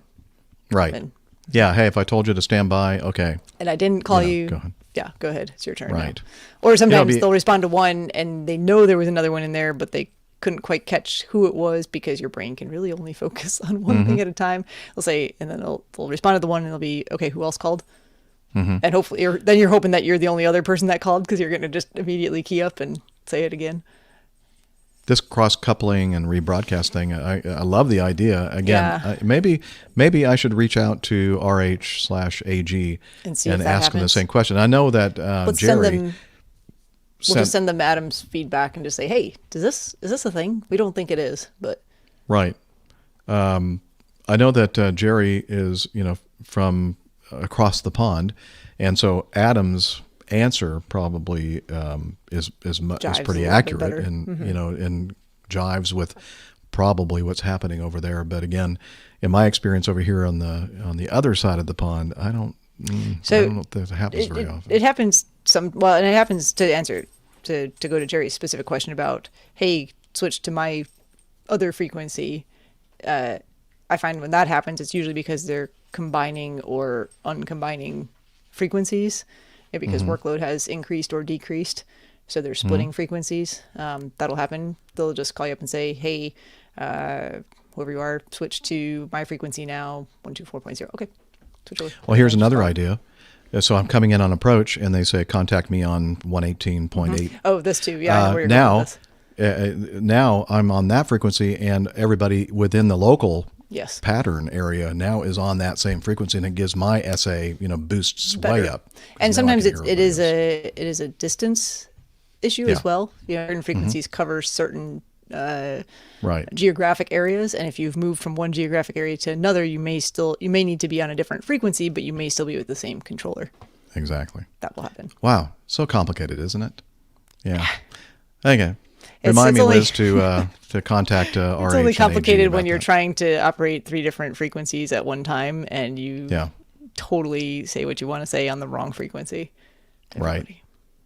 Yeah. That's definitely never happened to me, and definitely didn't happen to me this weekend. And I definitely didn't actually try to switch frequencies and then hit the wrong radio switch. Yeah, but have you made radio calls on the PA or PAs on the Thankfully, radio? I don't have a PA, but sometimes if we're trying to coordinate what we're doing, so company traffic, which is not infrequent if there's 2 airplanes flying, you really have to be careful before you make those calls, because let's just say that they're not always standard radio telephoning. What are you saying, Steph? Words. Not clean? It's just easier to get a little loose. Right. Gotcha. Yeah. All right. Yeah, I think we're gonna wrap it up, Liz. I know we have a little, but it'd be kind of nice to kind of keep it within the 3 and or maybe we don't have to push shorter. it right to the end. I mean, no, we don't. We've got a few minutes now to wrap up and say things about the show and tell people where they can find us and find stuff and contact us. And I should just let Steph do the rest of the show here, and I'll just sit back and push buttons. Neil's correct though. My PA is a shout over the shoulder. Usually, hey. Well, don't do that. It doesn't say you have to make the PA on That's true. an amplified system. I do make PAs. They're just not on any sort of amplified system. And I'm a PA to a lot of people. A pain in the. PA. Anyway, let's see. So, as you were alluding, dear Dr. Steph, we are wrapping up the show now, and this is usually when we say, hey, if you haven't checked out our website, you really should. It's airlinepilotguy.com. Lots of stuff there, information probably outdated about the crew and the community and the community calendar. I said the community calendar. Hey, we're just trying to make sure everything is around the 50% mark. That includes websites, social medias, all those things. I think it's a great bar to shoot for. Speaking of bars to shoot for. Liz says, we never did mention why Miami Rick and Camacho Man aren't here with us today, and it's because basically we don't really know. No. Well, we know why Nick's not. Camacho Man's not here. Yeah, he was just swamped with too many other things going on in his life. So we completely understand that, and I'm sure that he'll be back on a future episode. So we missed you, Nick Camacho, and I'm sure that the reason why we don't have Miami Rick here with us is because he's out there working as well, flying airplanes. And or working on the large to-do list they've created at their residence. Yes, a lot going on in Shea Ruiz in the Valley of the Sun. So hopefully we'll hear back from Rick soon as well. So we missed you guys. Hope to see you again on a future episode. And anyway, so check out the website. You can find out all kinds of stuff. And also, we're on social media, and Steph is going to talk about that. Sure thing. We are on Facebook. That's facebook.com/airlinepilotguy. We're also on Twitter, where we are at APG Crew, and you can find our individual Twitter handles pinned to the top of that page. I'm not sure if we added Nick C there yet, but I don't think so. But I did give him the information for APG Crew. Do that. Okay, we just don't have that. He can add himself then. He's allowed to make administrative type changes like that. You can also head over to Instagram. We're APG Crew, and all of us now have the login, and none of us have done anything with it. But no, probably never will. Eventually. I know. I know. I mean, I haven't done a crew log in a while either. So we haven't done any crew logs. I've got some opportunity this weekend, so I'm going to be bold and say maybe. Maybe that's good. Yes. Maybe. Yes. Because probably what's going to happen is I'm going to get on my flight and fall asleep for about 4 hours. And don't do that. Do a crew log. We'll do a crew log. We'll remind you. Okay. Thank you. Facebook. Before we move on to the other thing, I thought that Jeff Nielsen account was gone because I couldn't log in, but I tried again a couple of times, and I finally figured out how to log in, and it's still there. So weird. I still don't know why people are requesting me to be their friend on the Jeff Nielsen Facebook page, but it's not again, you. I'm not asking. Well, now I might shoot myself in the foot. Maybe what if I actually do ask for somebody to become my friend? But probably not. We'll be your friend. But anyway, so I'm on Facebook basically in 3 places. Our Airline Pilot Guy page, which is like the number 1, right? Captain Jeff, my actual original Facebook page, and Jeff Nielsen. So yeah. And it's so amazing to me that I'm in so many different places on Facebook, and that's like the social media thing that I hardly ever you never go look to. at. Yeah. So yeah. I'm very guilty of not going to our Facebook page. My Facebook mostly revolves around running. Yeah. And like very specific running groups. Yeah, mine too. That's right. This is kind of sad. I don't know, Hillel, it's bittersweet. You're right, Liz. I wonder if Hillel is here in the cabin for the last time. Oh, I recognize that water. It sounds the same everywhere I go, actually. Hey, Hillel, can you tell us about Slack for the last time? Okay, but I'm dripping wet. I know. You're always dripping wet. Come on over here. I'll make room for you at the microphone, and now you can tell us all about Slack. APG listeners, please join us on our Slack team. Slack is a communication, coordination, and sharing platform that works on your mobile, laptop, or browser. On Slack, we share news and ideas, we suggest episode and plain tales topics, we plan events and meetups. To get into the Slack team, please email me at slack@airlinepilotguy.com. That's SLACK, Sierra Lima Alpha Charlie Kilo @airlinepilotguy.com, or send me a tweet with your preferred email address to @Hillel, and I'll send you an invitation. That's Hillel, spelled Hotel India 11 Echo 1, and see you in Slack. Thanks a lot, Hillel. Where's the soap? I already packed it up. Sorry. I don't know. Should probably get him some soap. Yeah, I'll get him some soap after we wrap this thing up. Enough. Okay. Also, we want to thank our producer, Liz, in Toronto. Thank you, Liz. Yeah, there she is. Thank you very much for keeping this thing mostly on the rails and keeping me straight. I try. And we can't do this thing without you. If we did, it wouldn't be as good. So thank you very much for that. And finally, we're going to say, wishing you all clear skies, unlimited visibility, and tailwinds. Take care, and God bless. Cheers, y'all. Bye, everybody. Ba-doom, boom. Excellent. Yay. Liz is always so sweet. Just, bye, everybody. Sounds so. She sounds exactly cheerful. like that when she's talking to me too. Exactly. Always sweet. Always. Very. Yeah. Very sweet.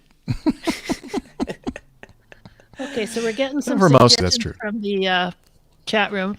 The titles I had were "In Thrust We Trust." In Thrust We Trust. We're talking about the thrust there. I love my Boeing. Don't know if we want to go there. That's slightly controversial, and I'm afraid of what Nick will make up as artwork. Oh, yeah. No, it would be very innocent, and then you'd have to listen to know what the why Nick loves Boeings. Farewell to the cabin. Oh, this cabin. Yeah. I was thinking of an airplane cabin. I'm going, No. what was that about? Oh, yeah, farewell to the cabin. Okay. I think Micah came up with high frequency for all the frequencies. High frequency. Okay. Leave it to Beaver. Okay. I think iHall Boxes had tail twisting eager beavers. I don't know. And then Cross this was coupled beavers. No, never mind. That's what he says right now. And then this was related to the hard landing there at Exeter, all buckled up.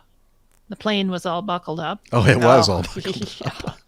Yeah. I wasn't here for that news item, but I did see all of those photos. Yeah, it it was a hard. It was sad. It was not a airplane. light touchdown. No. Yeah. Oh, that was Neil. Sorry, Neil. And I think Tim had Beaver needs a new lodge. So it was about you having to move, but I don't know how that relates to you, kind of. But anyway. I just immediately went to the ladies with their infatuations with 737s for some reason. Right. And let's do the Beaver bounce. Okay, that's Tim Van Ram as well. I'm not sure what the Beaver bounce is. Neil was high frequency. Yeah, he was. Sorry, Neil. That was my bad. I think we have some great ideas. Whether we're going to leave you will in agree suspense. with us, and throw them all at Nick, and he will take none of them. Yes, and he'll incorporate all of them into the photo, though, into the artwork. Yeah. And he'll complain about it. Yes, for sure. Always. Well, he's the curmudgeon. That's true. Oh yeah, he was very. If he wasn't curmudgeonly, he would lose his charm. Yeah, so true. All right. Well, thank you, everybody, for hanging out with us this Tuesday afternoon / evening, morning, or whatever time it is where you are. We do appreciate it. And as always, stay tuned to our social medias and our calendar to know when we're going to attempt a recording for the next show, episode 524. And until then, wishing you clear skies and limited visibility tailwinds. Have a great week and a great weekend. And we're going to sign off now. Bye. Cheers.